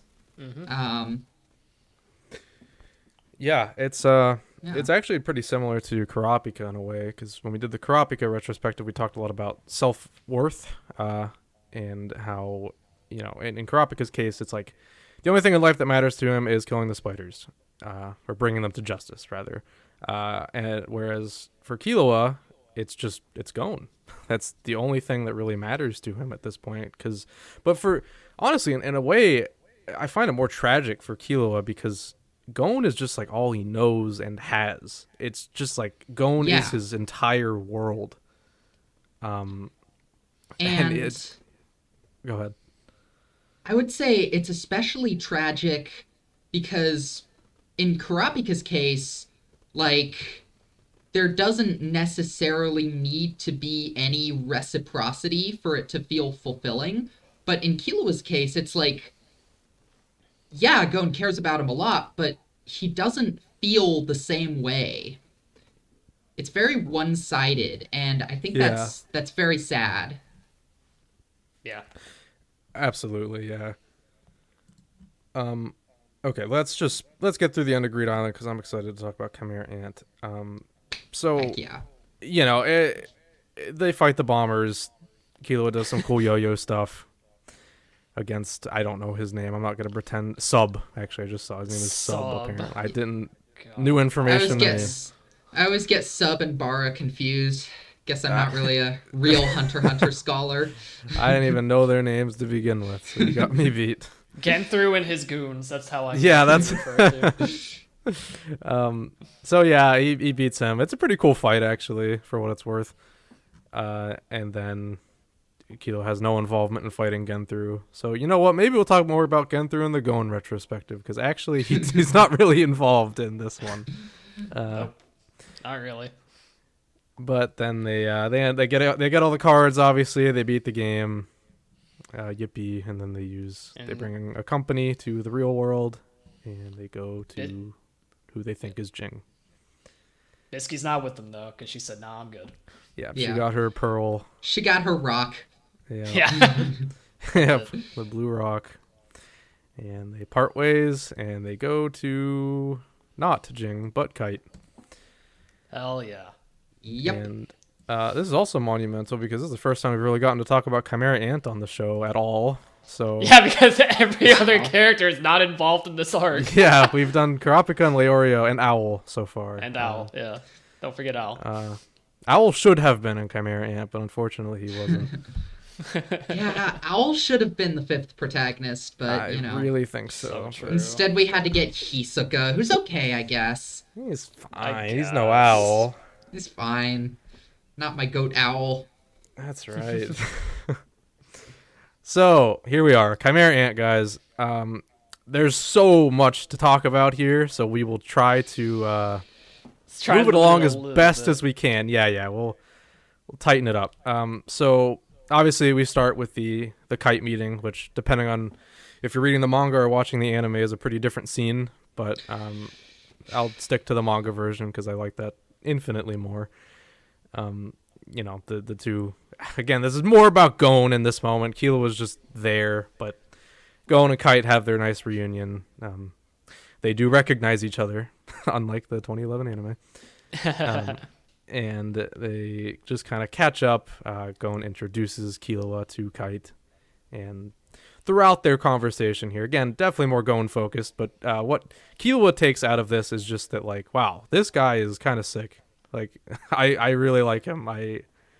He respects him off the get-go. Yeah, much. a lot of admiration and respect for him. Yeah, he can tell he's the real deal. Yeah, absolutely. He is a hunter through and through. Yeah. So Kite brings them aboard his little group, his operation here, which they are researching life in Kakin, actually. But you know, They are getting caught up in the Chimera Ant situation now very quickly. Yes, the Chimera Ant Queen, meanwhile, all this is happening is, eating things she probably shouldn't be eating. And that's getting a plot moving that we will come ahead to shortly. But for now, they are just having fun. They're just kind of exploring and checking out wildlife. Until they... So what's like the first encounter with the ants, actually? I'm trying to remember.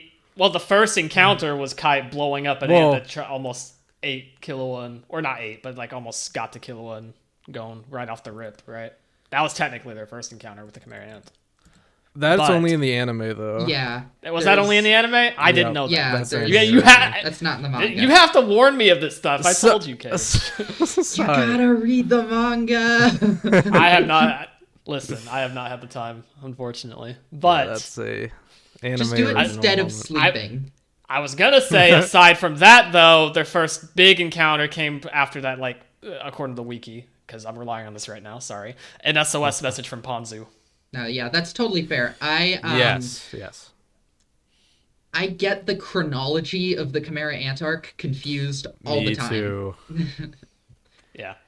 But Yeah. that SOS message from Ponzu came, and they rushed, and it was like the deserted village with Ramat, I think is how you said that. I don't know, the rabbit dude. I've always said Ramo, actually. Am I not correct at all? I don't know.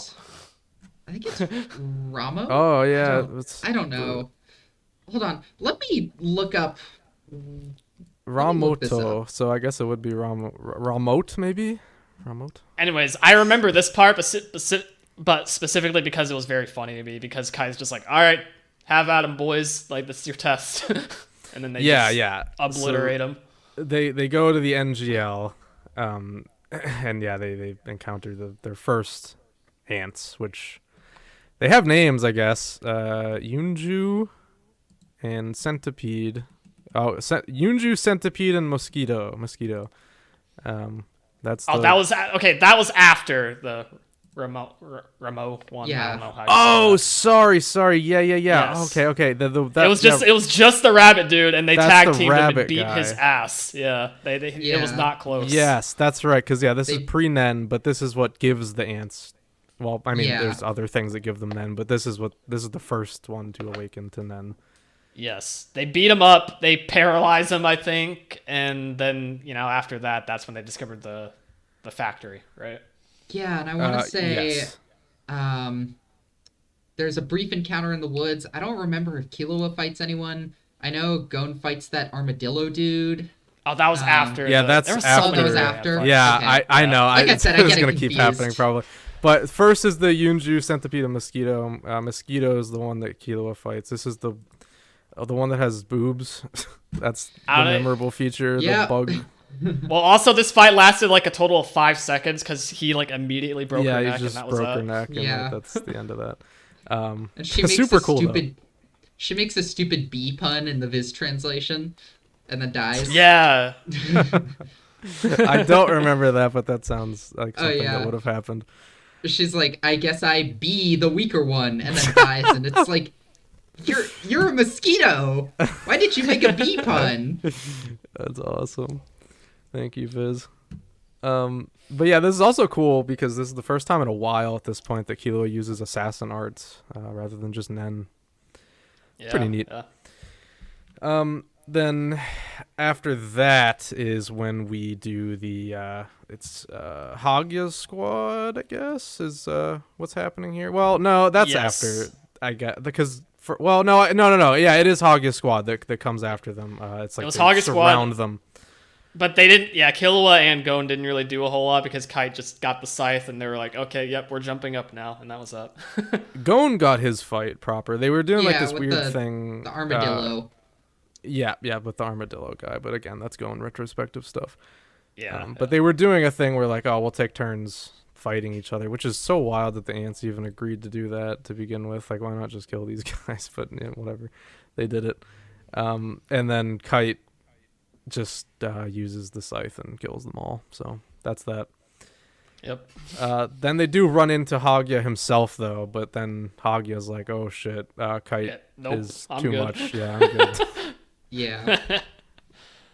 So they leave, and unfortunately for Kite here, not far in the future from that moment is when Pitou is awakened, or Pito, and then they come straight for them like immediately, and from miles away. Yep, they jump.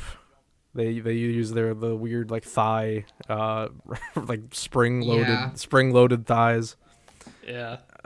Launch themselves at our boys, and then we get minus one arm. This was kind of a big Killua moment here. Yeah, that's what I was gonna say. This is actually huge. This is like a cornerstone moment for him. Gon is about to lose his mind. He's gonna try to fight Pito, and then Killua makes the very smart decision. Well, of knocking him out. Yeah, which debatable if it was smart. At least to him, he'll struggle with that. But I think it was the right move. He knocks Gon out, and they run away. Yeah, and Kaige even compliments him before he moves off. He's like, very smart. Get away now. Good, quick thinking. Yeah. Yep. And they run away back to whatever that place is. That city. I can't remember. Yeah, I don't Sorry. know what it's called. I was trying so hard. Yeah, I don't remember either. But yeah, and like you said, I think Killua is like questioning if that was the right call. This is later on, mind you, but yeah, I mean. Yeah. Sorry, just to connect it. No, like, yeah. Go ahead. I think that shows that he sort of in that moment acted on his like internal sense of morals and was like, this is the right thing to do. But he was starting to question it because it went against Gon, and he's supposed to be the guy that supports Gon no matter what. And it made me wonder, like, if that was the needle talking that got him to do that, or if he maybe learned something from the Greed Island arc. And it's really hard to say which it was. It really is. I actually do go back and forth on that a lot, but my most recent watch through, I did kind of interpret it as just that was the needle. It feels right to me in that moment, because I mean, but again, it was a good move, so I don't know. It's tough to say really one way or the I feel other. like all the other moments where it was very obviously the needle at play was presented as such. I feel like I didn't really get that impression with this one. I feel like this was actually just Killua full stop being like, if I don't do this, we die. Like, that wasn't even the needle at play. That was just logical sense. Yeah, it could go either way.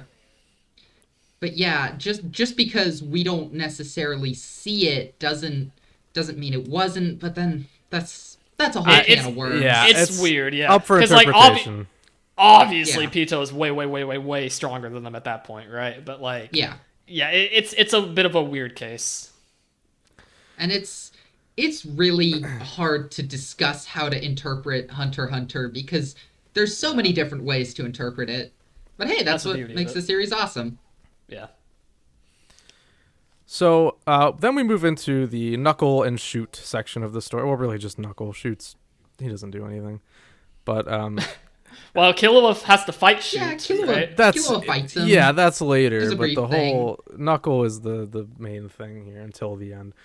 But the interesting thing about Killua during this part is just the fact that he doesn't let himself do anything. He just kind of he stays in the background intentionally. He's not really participating in the training. You could say, I mean, that's just because Shoot isn't showing up whenever they go to fight Knuckle, but he also, there is a reason for it, which I can't actually remember off the top of my head, but I know he's there's a reason he doesn't want to participate, right? I am reading the wiki as we speak. Yeah, I don't quite remember that, but something else we could talk about around that part is that's when he's training with Bluesky, and Bluesky basically says, like, one day you will abandon Gon. And so it makes me wonder if Bluesky, like, fully clocked the needle, or if she just, like, could tell from the way Killua was behaving that something was up. Well, because also, like, in that scene, she's calling him out directly on, like, you always run away whenever your opponent is too strong. I don't feel like she was catching on to the needle. I just think she was picking up on his habits. It was an observation. Yeah. Yeah. But regardless, that really gets under his skin. And he's like, this is whenever he declares, like, I mean, after this, I'm just going to have to abandon Gon. And that idea, like, really freaks him out. Like, he's suddenly, like, he becomes, I want to say, almost more clingy, because he's like, oh my god, the thought of leaving Gon is terrifying, and he just, like, sticks to him even more. Yeah. And then we have the whole kind of icky stuff with Palm. That's around there, right? Because Palm was like... Yeah. I could talk about that for far too long. I hate that Yeah. a lot. Save it for the Gon retrospective. Yeah, we'll save that for the Gon retrospective, unless you're dying to talk about it, CJ. Yeah, I mean, I have like a couple things I want to Okay. say just from the Killua side of it. Mm-hmm. Like, I think Togashi maybe shouldn't have made it the kind of joke that he did, but he was very obviously like doing the wacky comparison to the romance trope of like, ooh, the guy and the girl and their jealous stalker. And it's like, you maybe don't want to joke about that. But yeah, it was very Yeah. interesting to see that, like, Killua just he was totally stalking them, and Mm-hmm. um it ended up saving them, Yes. because Gon wasn't able to use Nen at the time. And I think that's a really cool example of how at that point Killua's devotion to Gon, I want to say, is kind of like at its peak. Yeah. And that's like what he lives for, and that's what lets him overcome the needle. Um, Absolutely. Yeah. That's. yeah. I guess we'll just get into that now. But worth mentioning though, they Sorry, did I didn't mean fail. to skip Oh no, ahead. no. That yeah. Just we'll briefly touch on that. They fought Knuckle and Shoot. They lost, and they did not get chosen to be the ones to go to NGL with Mitero and them.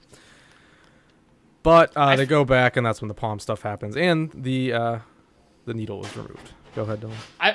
I wanted to bring up, we completely skipped over this moment. I think it's really important to talk about because I think it's a lot of our favorite moments, was the whole like Killua being awed by Gon's like just hope for Kite whenever this is before they even started fighting like Knuckle and Shoot. Yes. Was that the Gon you are light moment, Mm-hmm. or was Yes. that later? Nope, Okay. that's right after Kite Yeah. dies. Yeah, Yeah, that's, no, but you're so right. We have to yep, talk about that is Yeah, literally I my didn't wanna favorite skip over that Killua moment. moment. That's my favorite moment between the two of them, period. So yeah, I love that moment so much. It's Going, you are light. Sometimes you And shine again, so really- brightly, I have to look away. Classic. Again, really reflective of kind of that like almost toxic relationship Killua has with Gon, just Yeah. in general. I would say, like, it's definitely a progression, but by that point, I kind of think it's full on toxic. Like, he's feverishly devoted. It's like he lives and breathes Gon, and that's not good. Yeah. And just sort of, that's when I think he has the least identity outside himself. And like we said earlier, it's especially tragic because Gon just does not feel the same way. Mm-hmm. Like, Yep. Yeah. it's kind of demonstrated that Kite is almost more important to Gon than Killua is. At least at that moment in time. Yeah. Mm-hmm. And that's For sure. that's really sad. And that and just the darkening tone of the Chimera Ant arc around that moment was when I kind of clocked it, like, okay, this is not going to end well. Yeah, absolutely. Yeah. Yeah, right from that moment to another big moment, we'll talk about the needle scene. Another fantastic Killua moment where he's fighting that's Ramot again, right? Yeah, I who has Nen he this time. comes back.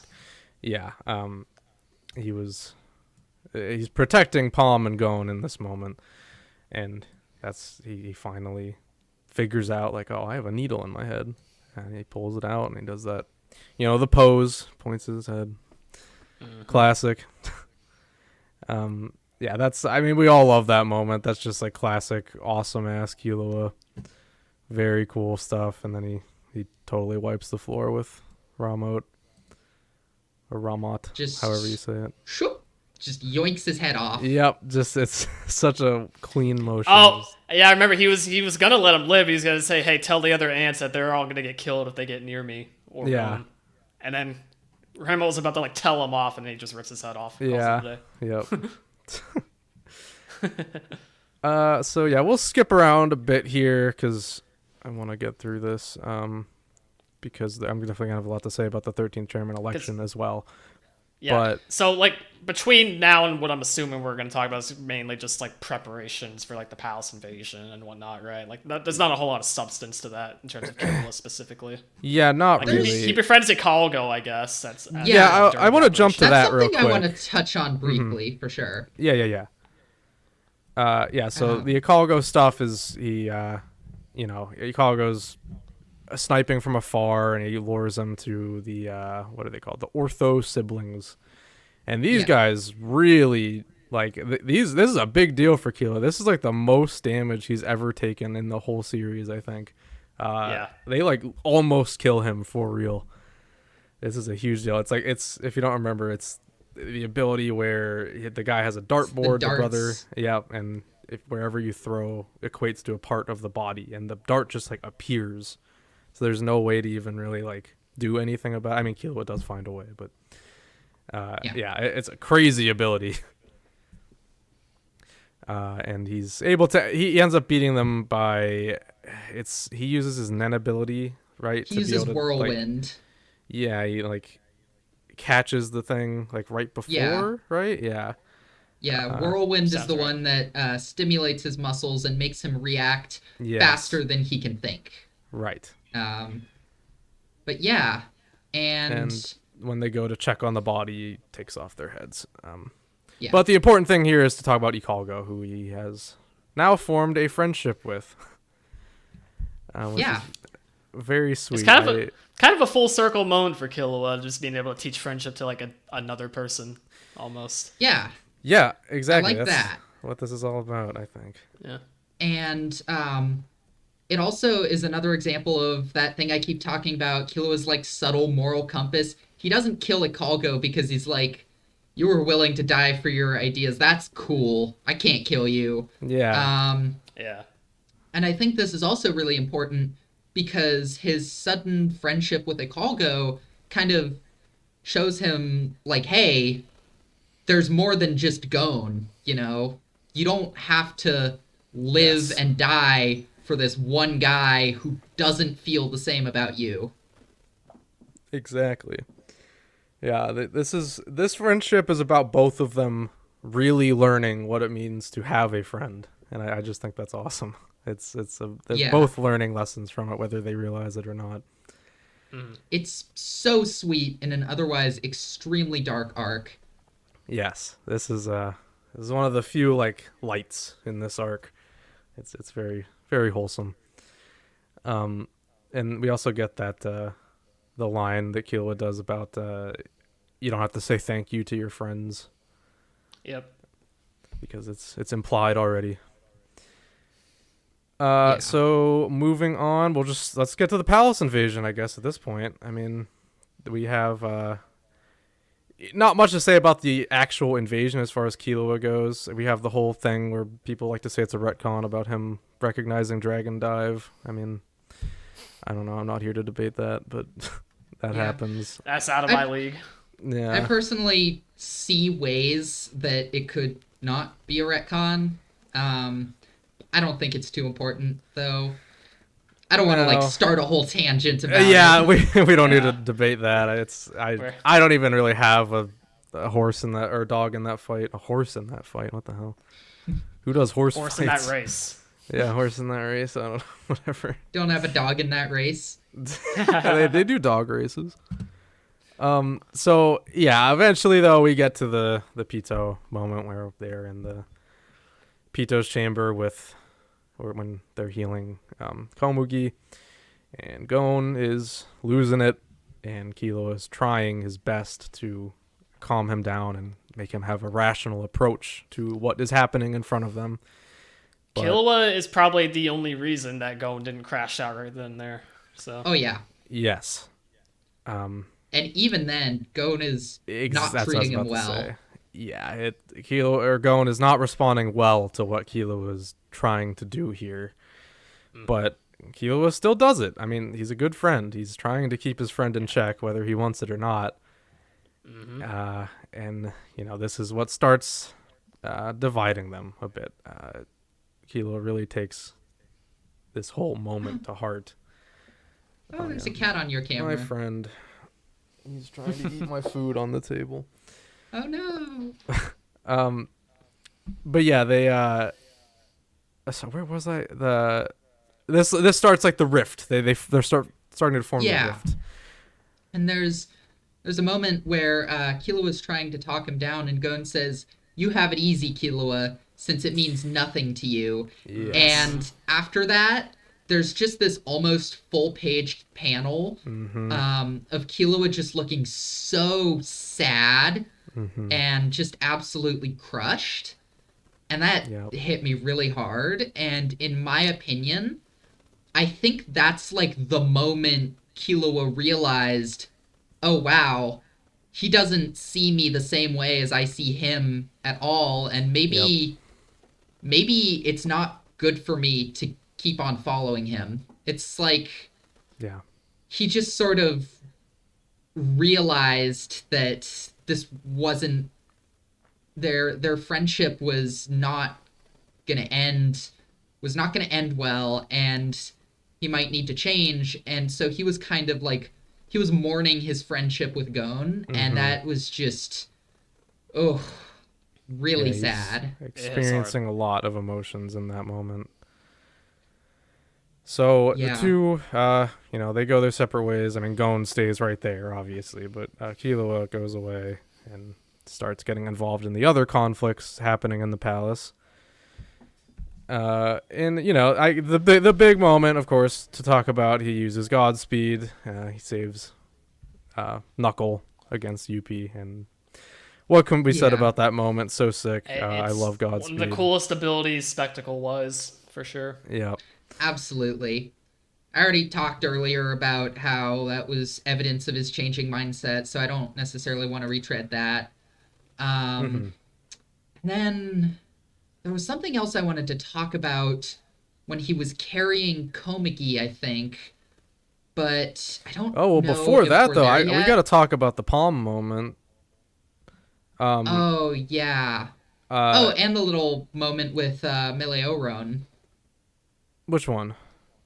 I don't remember actually when this is, but he has a moment with Meleoron where he's like, it's like after he's left Gon, and he talks about like making it he sort of talks about making it like a double suicide. Again, I don't remember exactly when this was. He uses a word shinju, which I think is shinju, which has very scary connotations in Japanese, but he's basically like, he's so depressed at the way Gon is acting and thinks, I may as well die with him. And I think Meleoron's like, don't throw your life away, man. God, I can't remember exactly when this was. I want to say it was ringing a bell, but I'm sure. I want to say it was before the palm encounter. I think it was right. I mean, that's after... when they were together, because Meleoron helped him do the Yuppie moment. Yeah, no, I think it was right after that, because while they were having this conversation, I remember he was recharging his electricity by like sticking a fork in an outlet, or he was doing that when they had this conversation. Okay, and Meleoron was like, that. Jesus, man. So yeah, that was like peak depression for Killua, but he was able to get out of it eventually. Yes, but not before some more depression here when he encounters Palm, and I mean, this is, that he breaks down in this moment, because I mean, he's faced with this person who was his, I mean, you can call her a friend, I guess, but I don't really know what. Sure, something, a person he knew. Who is now controlled by the enemy, and he's trying so hard. She certainly was a person he knew. And he's trying so hard to get her to, like, snap out of it, but it's just not working. And he's trying to, like, tell her about Gon to get her to remember. That's not working, and he just ends up completely breaking down. I mean, it's just this is the moment. Like, he's just overwhelmed. Like, he's just overloaded with emotions. He can't hold it back anymore, and he cries. Our Yeah. poor boy. And I Very think rare sight for that's Killua. Mm-hmm. I think that's really cathartic for him. And it's kind of like how he gets, I don't want to say just gets over the depression, but like it's the one of the first times he really processes his emotions. He allows Yeah. himself to feel it. Yeah. Yeah. Yes. There And you go. Yeah. and he articulates what he's feeling to someone else. Even if that Mm-hmm. person is currently trying to kill him, like there's a huge difference between that and just thinking it. Yeah. Yes. Yeah. This is him finally letting it out. And I mean, yeah, that's another all-timer Killua scene. It breaks my heart every time I see it. It's incredibly well done. I love that moment. Um, and then yeah, before the big, like his big final moment of the arc, we have the little, the Komugi moment where he's carrying her on his back and Poof comes after him. And in the anime, I always remember it because it's the coolest animation in the world where he does like the little lightning circle with Yeah. his foot. Yeah, that It looks looks so cool. awesome. Yeah. Um, but yeah, that's just like a small little encounter. They don't. It's not like a proper fight between the two of them. As Yeah, interesting as that would have been. it is another little example of that moral compass because I think when he kills that bit of poof, I Hmm. think he like calls him a son of a bitch. Like he's Yeah. really pissed, and it shows like, Yeah. oh, he's pissed that Poof was going after this defenseless girl, Hmm. and it's like, oh yeah, he does have that kind of moral compass, which is just not something you would expect from him. Yeah. We're seeing a very different Killua at this point. He's kind of Yeah. awakened fully to like a different side of him. Um, it really shows. There's a very clear difference in how he's portrayed from this point onward. And then, the whole arc comes to a head here where, I mean, we can't talk about a whole lot of it because it's Gon's part, but I mean, Yeah. Killua comes in on the tail end of it, where Gon is, he looks a little different. He's, something's off. And he's just completely pummeling Pito's face into the ground, or what's left of their face. And he's about to, or how does it work? So yeah, he turns around to greet or to just see Killua, and then Pito rises up with Terpsichore, and it probably would have killed Gon in that moment, honestly, but Killua pushes him out of the way, and Pito only ends up taking an arm. Mm-hmm. And Yeah. then, Gon decides to do the biggest punch, and basically sets off like a nuke in the woods. It was so sad though. Tears in his eyes, telling Yeah. Killua like It's okay. he's not in pain. Now I'm like him. Yeah. Yeah. And I Yep. think this is this is a really important moment for Killua as well because that's when Killua sees like, oh, this is who Gon ended up becoming. Yeah. Yep. This is who I was following. And like Gon wasn't always that person, but to Killua it's still very revelatory, and it feels like he's seeing Gon very differently, and not just because he's physically changed, but I think that kind of symbolizes it. That I was about to say. I think Like, that's very intentional yeah, symbolism. Yeah. like Gon literally looks very different to him, but also Yeah. figuratively, you get the idea. Yeah. Yeah. I mean, obviously, that's a huge moment for both characters. As this is the culminating moment of their story arc in this arc. So from that point on, I mean, Killua's involvement in the arc is basically done. He's just kind of spending the rest of the time carrying Gon back to safety. Yep, And I takes can him to only the imagine hospital. what that was like. Yep. Yeah. And he takes him to a hospital, and this pretty much leads us right into the 13th tournament election, which We still have this to talk about, and we've been over 2 hours into this discussion. just for the record, guys, we're probably not going to take a whole lot of community comments this week. I No. apologize. We got a lot too. I'm very sorry, but we got to keep it kind of short. We'll take some though. We're not going to completely skip them. Oh yeah. Yeah. So 13th tournament election arc, famously, CJ, your favorite arc, is that still true? All right. Absolutely. Rereading it Yes. right now. Hell yeah. Oh yeah. I love that cover. That's such a good one. Yeah. Volume 31. Probably one of my favorite covers. It's so cute. Yeah, it's wonderful. So here we have the introduction of Aluka. I mean, I'm kind of skipping a lot here, but basically Gon is severely fucked up. Like no medicine in the world can possibly save him. He's going to die. Yep, he's gonna die. They even He classic looks scene like a where strip of bacon. Yep, he does. Burnt bacon. And they bring like a Nen exorcist in, and they're just like, wow, nope. Yeah, no, he's past the point of no return. So he's like, okay, I need Aluka. So he heads back to, his family home on the mountain that I forgot the name of. Kukuru. There you go. That's it. And he asks to see Aluka, which, I mean, the family is definitely not too happy about that. Because as we later learn, this is some foreknowledge here, but Aluka is, they share a body with an eye from the Dark Continent. Yeah.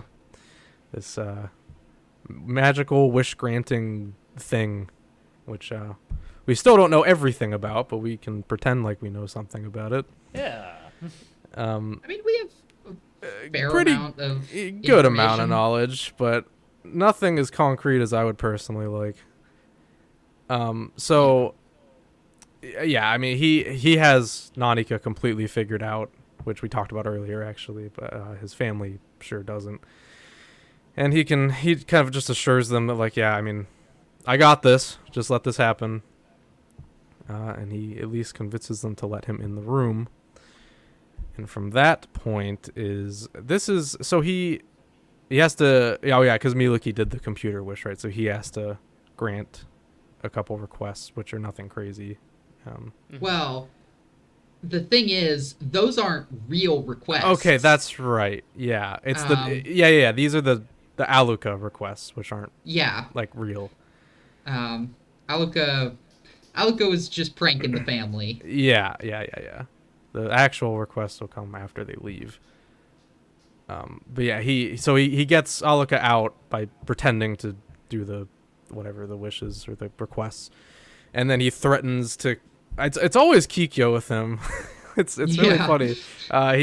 She's the bad cop. Yeah, but he's like, yeah, I'm just gonna tell her to kill Kikyo or my mom if you guys don't let me out. Yeah, Silva is just kind of like, okay, like fine. Yeah, I guess. well, like, shit. that relationship kind of developing a little bit more there too. It's just like, yeah, I don't know. Silva and Killua's relationship is just so interesting. I want it so desperately to be explored more. It's so interesting to me. Maybe if we revisit Killua one of these days. Hey, we will, Dylan, not if. We will. Please. Let's get off the boat first. Oh, God. Yeah, we got some time. So from that point on, he's on his own, except, well, not really. He's got butlers after him. We got the introduction of Tsubone and Amane here, who are two other butlers, in addition to Canary and Goto, who we already know. And they're just kind of watching him, and we have kind of two factions here within the butlers. We have Goto and Canary, who are trying to help Killua as discreetly as possible, and Tsubone and Amane, who are actually trying to do their job properly. Yeah, they're on Team Silva. Yeah. I do quite like both of them though. Still, they're pretty. Yeah, they're entertaining. But it's gonna be weird to talk about Goto here because we're never gonna do a Goto retrospective. I'm sorry to say, and he's gonna die here shortly. But it's not. We'll just talk about it. It's not Killua's story, but I mean, hey, it's probably the only time we really get to talk about Goto in any meaningful way. He gets killed by Hisoka. Yeah, Hisoka is involved in this for just really dumb reasons, to be honest. It's kind of for no reason. It's not for no reason, but it's a silly reason. It makes sense to me. It makes sense, but Hisoka doesn't want to die. Well, it's more so like why he's there with Illumi in the first place. Like, I don't. I mean, it's because like the they whole have a business whole thing relationship. going on. But like, he doesn't need to be there for this. Like, I don't know why he's there in the first I mean, he place, just to be was honest with you. there. I don't know. Because he's probably like really strong and competent. Illumi was like, I need my best man on this. That's I don't know. It made Yeah, intuitive sense to me. It's like I don't know. To me, Hisoka always just felt like the odd one out in this entire arc. Like, I don't- like, agree. of all the major players involved in here, like, he's the one where it's like, why is he here? Like, everyone else made sense for, like, you know, what their goals were, obviously, right? I don't know. It made perfect sense to me. I mean, Illumi was like, my murder fiance, come along. You're gonna die if you don't help me with this. So, you know, help me with this. And Hisoka's like, all right, that's good enough for me. Because he doesn't want to die. Because I guess, Yeah. I'm not implying that it makes no sense at all, but it feels much more random compared to everything else going on. okay. Yeah, I do agree. It Fair makes enough. sense. It's just I don't know. I do think it's We silly don't have that he's to there agree at on all. everything. Yeah, exactly. Yeah.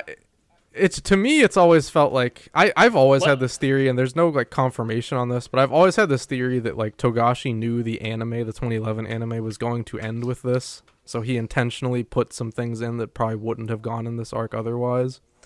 I don't know if that's true. I've just always thought that way, and Hisoka being one of those things. But who knows? I don't know. That's just pure speculation. Yeah, I don't know. Hisoka just seems like a really natural addition to the story for me. But Yeah, fair enough. we don't have to agree. Yeah, but anyways, he is there, and he does kill Goto, unfortunately. It's a cool fight, but what's up, Dylan? Oh, I was just saying. Oh, I thought you were like raising Oh. your hand. What would that mean? No, I would Yeah, what is consider this, a classroom? Yeah. Sorry, Dylan. It's okay. Yeah, we'll salute our boy Goto. Thank you for your service. And the saddest part is we don't even really get to see like Killua's reaction to. We don't get to see him even learn that this happened, right? No, we don't. Yeah, Yeah, he I left don't. by that I time. don't think Killua ever finds out. Goto got in that fight in the first place to buy him time to escape. Mm-hmm. Yeah. So- Yeah, On the board. and like then Goto is replaced by Akutiko. I don't think. I don't think Killua just- ever found out. No.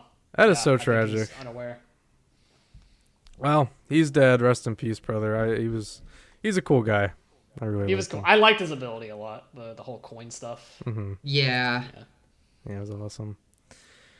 So, the rest of Killua's portion is just running from Tsubone and kind of Amane. It's really just Tsubone at this point. Amane is involved, but Canary keeps kind of slowing her down intentionally. Yes. And Love that scene where they're in the airport. yeah, I love that scene too. It's very funny. So eventually this all comes to a head with an encounter with Illumi in the woods. And this is, I think, you mentioned this is your favorite moment, I think, or is it the later moment? Okay. Yeah. My favorite moment honestly changes a lot, but I think this is my favorite moment at the moment. Yeah. And and that is totally understandable. I mean, this is it. This is like Killua's whole moment. This is everything that he's gone through, and this whole story kind of coming to a head by confronting Illumi here. And what I've always loved about it is it's not like this isn't like a Sasuke and Itachi kind of confrontation. This is like, it's just a conversation that they have. It's very I mean, I was gonna say civil isn't the right word, but I mean it really is. It is a civil conversation. Like, it's pretty rational on both sides, and it's just kind of about them understanding each other's perspectives. Yeah, and something I also really like is that Illumi is practically inviting Killua to kill him. And Illumi is totally like willing to die in that moment, and Killua like refuses and he sends him away instead, And it just shows that Killua, like, he can't be contained by his family anymore. He always thinks outside the box, and the family, for all their extremely rigid and efficient training, that has limited the ways that they think. Hmm. Um, they think of obstacles as like, they think of human obstacles as like, oh, if there's a person in your way, you kill them. That's just what you do. So Illumi looks so surprised when Killua just teleports him away because he like never considered for a moment that Killua could have some way out of this problem that wasn't killing him because he's just been limited by the way the family teaches them. And it just shows that Killua has grown so far beyond what the family made him to be. And I Yeah. really like that. Yeah. Yeah, absolutely. I mean, I could have said any of that better myself. That is, Me yeah, neither. that's the scene in a nutshell. It's this is the culmination of everything. It really is. This is his big moment to shine. And we do have another moment shortly after where I mean, this has always been a weird moment to me. I still really like it, but it's also something that's immediately undone. But it's whenever he tells Nanika to go away because he thinks that that's best for Aluka. And that's a very sad scene. He like breaks down and Yeah. cries, and it's super sad. I always tear up at that moment, but then it's just undone like right away. Yeah. But I mean, it And happened. Alika's like, no, she's your Yeah, sister too. yeah, right. And yeah, and that's really cute. And oh yeah, sorry, total tangent, but something else I think is really important to talk about with the election arc that we totally forgot. I don't know how we forgot this, but at the start, before Killua goes to get Aluka, he thinks to himself, I'm gonna fix Gon and make him apologize. Right. Oh, And right. that's That was a motivator. Yep. that's like That's important. the first time he's ever sort of thought about Gon critically. Like sometimes he Mm-hmm. thinks, Gon's a bit of an idiot. Gon's a bit simple, but that's the first time he's ever thought of Gon as like doing something wrong. Yes. Wrong is the key word there. Yep. Yep. Yeah, Um. And and so yeah, like, obviously yeah, we get to when he does heal, or when Aluka or Nanika heals Gon. That's the big moment, and we never get to see him apologize on screen. Unfortunately, we know it happens. They mention it, but the apology never happens. Unfortunately, on screen. yeah. And I think that was a deliberate choice by Togashi. You think so? Um, I think so. I think he did that for a reason. What that reason is, I've sort of waffled back and forth on it over time, but I think what I've settled on for now is that like this is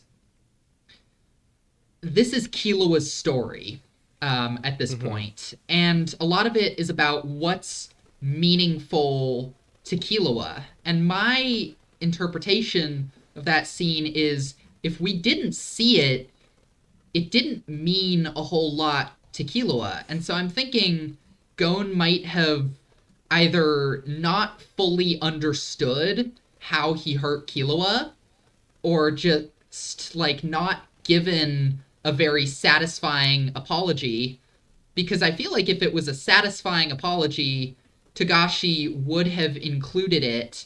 And I think that might just be Mm. more evidence of like it might contribute to why Gon and Killua split up, because Killua, I think, spends a lot of this arc realizing that, just being around Gon is maybe not the best for him anymore. Um, For sure. Yeah, I like and that read on it. yeah, Who knows if we'll ever get to a moment where we can actually learn if that's the case or not. That's neither here nor there, but Yeah, I that's a good thought. I never really considered it like that before. So this whole arc just wraps up. It's right there. They part ways, and that's the end of that. And then briefly, I do want to talk about the succession contest, because he is in it. Believe it or not, maybe you forgot. He's there. He gets 2 whole panels. Well, he's there, but he's not there. He's shown. We do see him. Yeah, 2 whole Killua panels. That's right. 2 whole panels. It's huge. So during when Kurapika's trying to figure out who he wants to have on board for this bodyguard job, he calls Killua for recommendations, and Killua recommends Bluesky and informs him that the best way to deal with her is to compliment her. And it is immediately proven to be very effective, evidently. Yep. And that's that. And that's it. Killua. Yeah. There's actually one other Killua panel. There's a moment when... yeah, I know what you're talking about. Oh, yeah, when Kurapika thinks, like, oh, I wanted to fight on my own, but reality is not so simple, and then Gon Killua Leorio flash in his head. Yep. That's a sweet little moment. Yeah, that's worth mentioning, too. Yeah, he was on Kurapika's mind at one point, so that's nice. Yeah. And that's Killua. That's his long journey. I fear how long a Gon retrospective will be. Dude. Oh boy. Dude. Yeah, you might want to split that up into speak about that right now. 2 episodes. That's an idea, CJ. You know what? Maybe. We might need to, honestly. So when we get there. Yeah, but that's the end of Killua, and okay, well, real quick before we do a couple community comments, I do just want to kind of get general thoughts from both of you on Killua as a whole. We'll start with, just go ahead, Dylan. What do you anything you want to get off your chest about Killua before we move on? I love Killua a lot. I think, admittedly, and maybe I get some flack for this in the comments, I don't think he connects with me as much as he does for other people, unfortunately. Not to say I dislike him, obviously. I love Killua. I just think other characters kind of hit better notes for me in general, like kind of what I look for in characters. And Killua's journey is a little bit windy and hard to follow at points, and so maybe it just comes from a lack of me doing like full watch throughs, semi-consistently. Because admittedly, I'm not the best about, re-experiencing stuff like that, right? And there's a lot of nuance to Killua's journey that maybe I kind of, misremember or forget, as a result of not having those experiences often. But I do think it's a really touching journey and just a really cool character in general. Just the dynamic with Gon is very entertaining through and through. And yeah, no, he's just a really cool character at the end of the day, and I really respect the kind of messaging that Takashi put in that character, and I'm excited to see more of him in the future. Oh yeah. I would say Killua's journey is definitely a bit hard to follow, and because a lot of his character growth happens in the shadow of Gon, because for a while that's how he lives, in the shadow of Gon. And I think his character is a really sort of important case study of what happens when you become wholeheartedly devoted to a person who doesn't feel the same about you. Because, again, like, Killua was Gon's friend. Gon was kind of Killua's reason for living for a while. Yeah.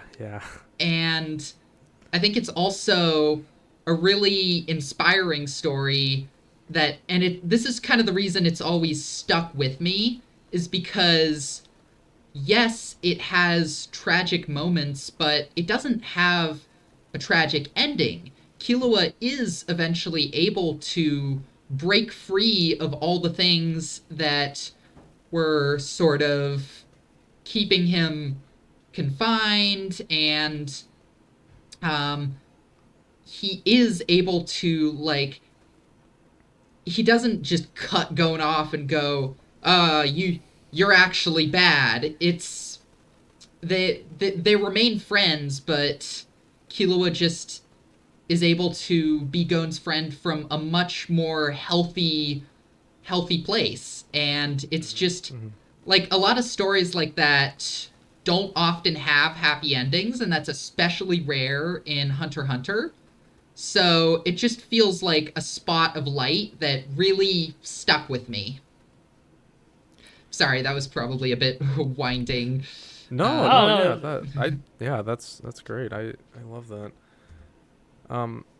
Yeah, so I guess for me, I'll keep it kind of brief. I love Kilo a lot. He's one of my favorite characters in the series. I find him so relatable on many aspects. I don't want to get too personal, but I will say, I almost got personal. yeah, I'll get a little personal here. I will say I was a victim of childhood abuse, and I really, really connect with Kilo, obviously. I mean, there's so much of him that I see in myself. I said the same thing about Kurapika, but the way I relate to Kurapika is a lot different from the way I relate to Killua, because with Kurapika, I see a lot of himself in how I am today. But with Killua, I see a lot of my younger self in him. And it's, it can be kind of intense to face those emotions when watching a show or reading a manga, but it's also healthy in a way to confront those Yeah. and see It's it. cathartic. It is, yeah. And Killua is, I think, like excellent representation of a victim of childhood abuse. It's damn near perfect, honestly, in my opinion. I think it's handled with such grace, and the portrayal is just very elegantly done. So yeah, I love Killua. He's very personal to me, and I hope to see more of him in the future. But even with what we've got, I'm very satisfied. I think he had a complete character arc, and I love the journey he's been on. Yeah, here. Yeah. All right. So, we are still going to do a few community comments. We'll probably talk in between segments here how exactly we're going to do it, but Yep. going to keep it definitely a little brief, but we'll do some. So, we'll see you guys for community comments here in a sec. Yep. Okay, now it's time for the community comments section. Another reminder, we just talked about it. We'll be cutting it pretty short this week because we went very long on this character retrospective. That being said, if you want to get in on the discussion week to week with these episodes, you can check out the call-out posts on the YouTube community posts, as well as Twitter and Bluesky for you to respond to any discussion topics with what you have to say, and you might get read on the show. So keep that in mind, and also you can email us your thoughts if you're an audio-only listener at hunterassociationpod@gmail.com. All right, so we're cutting it to 3 comments this week, one for each of us to read. So apologies if you don't get read. We went a little long this week, so unfortunate. Please check out the other comments on these various posts, especially the YouTube community posts. There's a lot of good stuff here. There's one on Twitter as well, if you're curious. That was a really good one too. So yeah, let's go ahead and get into it. Finish up this episode for the week. So first up, I will be reading Gelato4440's comment saying, he's everyone's favorite character deep down. We've all been through times where we were overly giving and overly invested in someone else who is rarely capable of being considerate back to you. His character arc and journey of self-worth is truly inspiring to this day. Even throughout my very first time watching the series, he was who I, the audience, had to latch onto to better understand the situation, whether it was Nen, stakes, urgency, etc. Even back in episode 4, when him and Gon first met, Tagashi's choice to have Killua say in his head instead of out loud, "We're the same age," I feel was intentional, and it clicked with me immediately that this guy's headspace is an interesting one to explore. Thought this was a really good summary, just in general, of like his character as a whole. And yeah, good point as well. Like, he's kind of like the character you go to kind of get an understanding of any situation. He's very central focus in that regard. So Yeah. just an interesting observation there. His And- his role has, I don't know if either of you guys are Lord of the Rings fan. Well, I know you're not, Dylan, but Sorry. I like Lord Lord of of the the Rings. It's been a while since I've read it. okay. Well, Killua's role, not character in any capacity, I want to make that very clear, but his role reminds me a lot of Sam from Lord of the Rings. No, you're so right. Yeah. That's a comparison I've always made in my head, and I love Sam too, so yeah. Definitely a lot to latch on to. There's another parallel there, because just like how at the very end of the journey, Frodo stumbles and hesitates, it's Sam that brings it home. It's kind of how Killua was left to pick up the pieces when Gon cracks during the Chimera Ant arc. So, yeah, exactly. Yeah. And I also want to say about that comment, what Gelato said about being overly giving and over-invested in someone. Like, I totally relate to that. That's probably why Killua's one of my favorite characters. Not to get too personal, but I have the disorder that does that. So, like, I get where he's coming from, and yeah, really nice comment.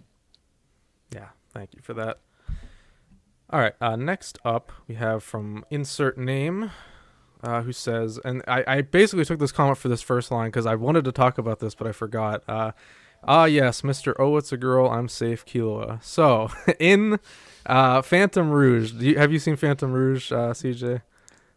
Oh, God, I think I saw it once with, like, a hangover, and... Perfect. I didn't... Is it... I didn't feel the need to see it without a hangover. Oh, you don't say. That being said, we've talked about Phantom Rouge in more episodes than I ever possibly could have imagined now. It's always this one moment. It's this moment for Phantom Rouge, and it's Leorio emerging on the 20th floor of Heaven's Arena in Last Mission. So I haven't seen that one. Don't. Please don't. Okay. Save yourself. So in Phantom Rouge, though, there's this girl character who they think is a boy at first, and the whole time her and Gon are really hitting it off, and Killua's like super clearly jealous about it, but then as soon as it's revealed that she's a girl, he's like, oh, never mind, I'm good. Yeah, he chills out immediately. It's just completely dropped. What did you mean by this, Killua? What were you talking about? What did you mean by this? It's putting so him funny. On trial for this. What a thing to say. Jesus Christ, I forgot. Hilarious. When oh my when God. me and Kaige first watched this movie together, we were laughing at it for what felt like an eternity. It was just so funny. Yeah. Go watch just that scene alone, at least. It is just God. hilarious. I can't believe it's real. It's That's seriously really one of those funny. unbelievable things. Like, how did that actually happen? Yeah. I want some of whatever the animators were having. Yeah. So, anyways, though, the rest of your comment, insert name, says, don't know if you know the weird thing they did for Killua in 1999, but I'm eagerly awaiting your reaction for that. That has me very interested. I can't possibly imagine. I can't wait to find out. Yeah, I'll look forward to it. Love the character, one of the best abilities in the series, and just fun on screen. Perfect execution of a character, almost an owl level character. Let's calm down. Yeah, whoa. That's comparing that's to the high king. praise. Yeah, that's quite the statement there. But I definitely agrees. Perfect execution on all fronts. Yeah, fully agree. All right. My turn? Yes. Yeah. Okay. Last comment. So, yeah. Sheldon Rotondo 840 says, Killua is the best character in the entire anime. I am not saying he is my personal favorite, but throughout the entire series, no one else has been as reliable as Killua when it comes to Gon. He sacrifices so much for Gon.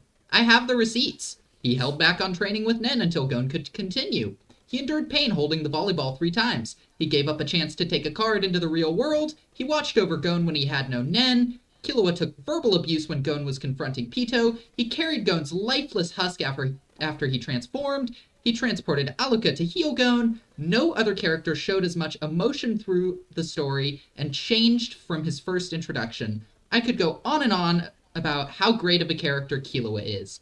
And I think this raises a couple good points.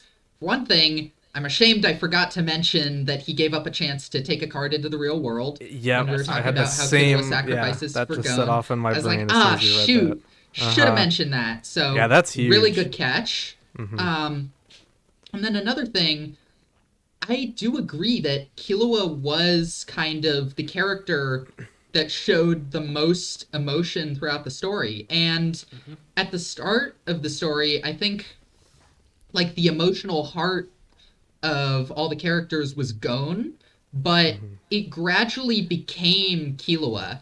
Like as he sort of came out of his shell more and started to find his own identity more, um, I think he shifted to being the emotional focus of the story. And I think it's really cool because in the same way, Gon was like burying all his anger deep down.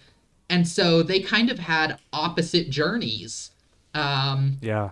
like Gon went from being full of heart and life and youthful optimism to just being in such a dark, horrible place. And Killua went from, being in a pretty bad place and just having like no light in his life, just wanting a challenge, not even having a concept of friends, to, yeah, just kind of being the emotional core of the story. And it's like they really went in opposite directions and are like perfect foils to each other. And I think that's so cool.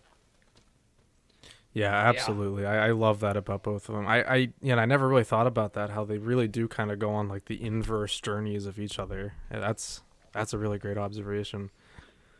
Makes you wonder if the end goal eventually for the series will be to kind of eventually reach that middle ground. Maybe, when they reconnect, Killua is all of a sudden like the shining light in Gon's eyes, and it's like now we explore Gon feeling maybe what Killua felt all that time. There's a thought. Something to Yeah. Oh, consider. that would be a crazy twist. Yeah, wouldn't it? That would be crazy.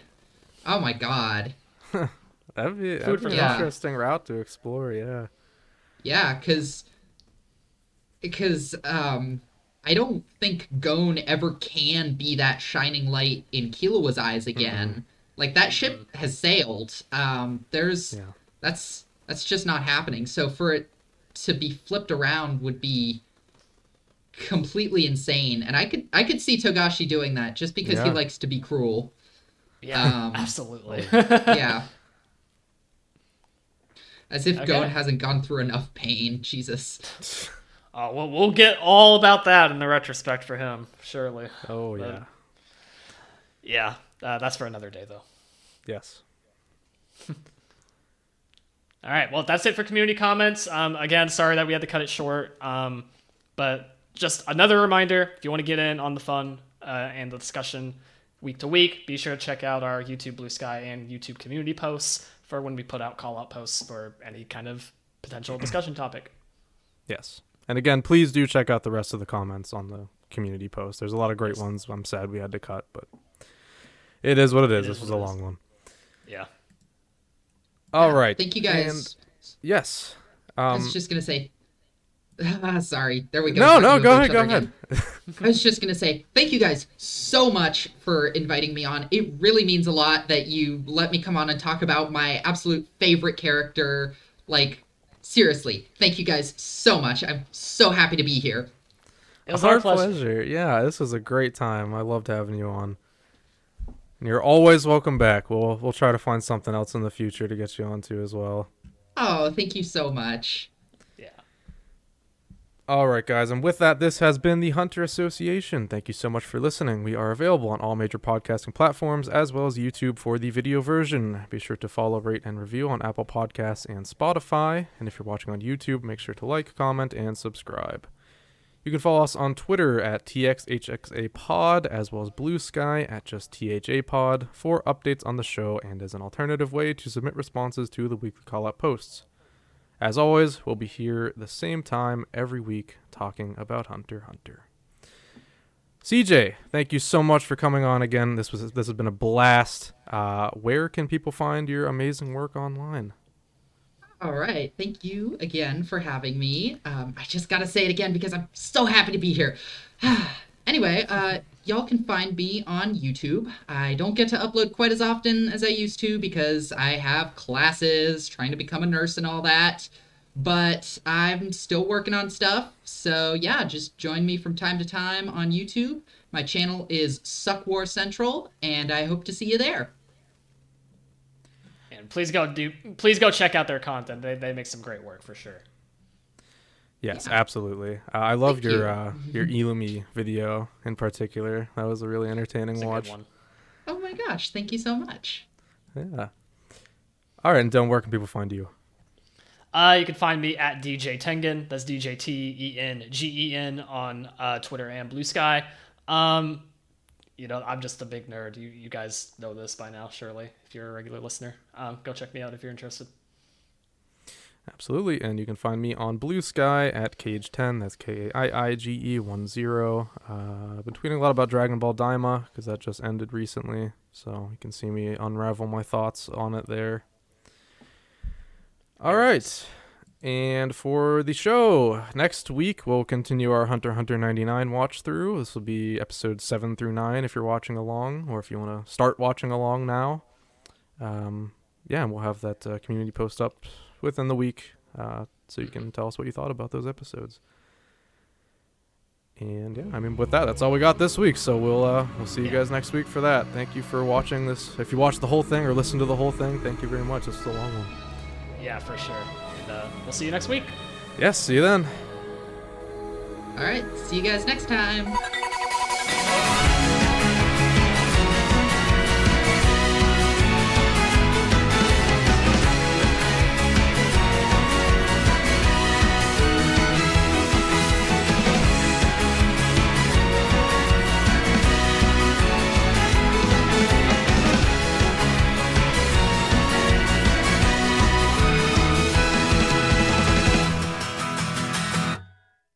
Hunter x Hunter. My name is Kaige. And my name is Dylan. And on this I'm week, CJ. oh, the same thing. This Oh, happened last no. time you were on too. Oh God, I forgot. That's That's okay. Take it from the top. Yeah, we'll just start over. That's funny. That hasn't happened since that time, I'm pretty sure. Yeah, since you. Oh no, it's my instincts. I'm so That's sorry. all right. No worries. Just more fuel for the blooper reels in the future. I don't know. Yeah, it'll be a stinger. All right.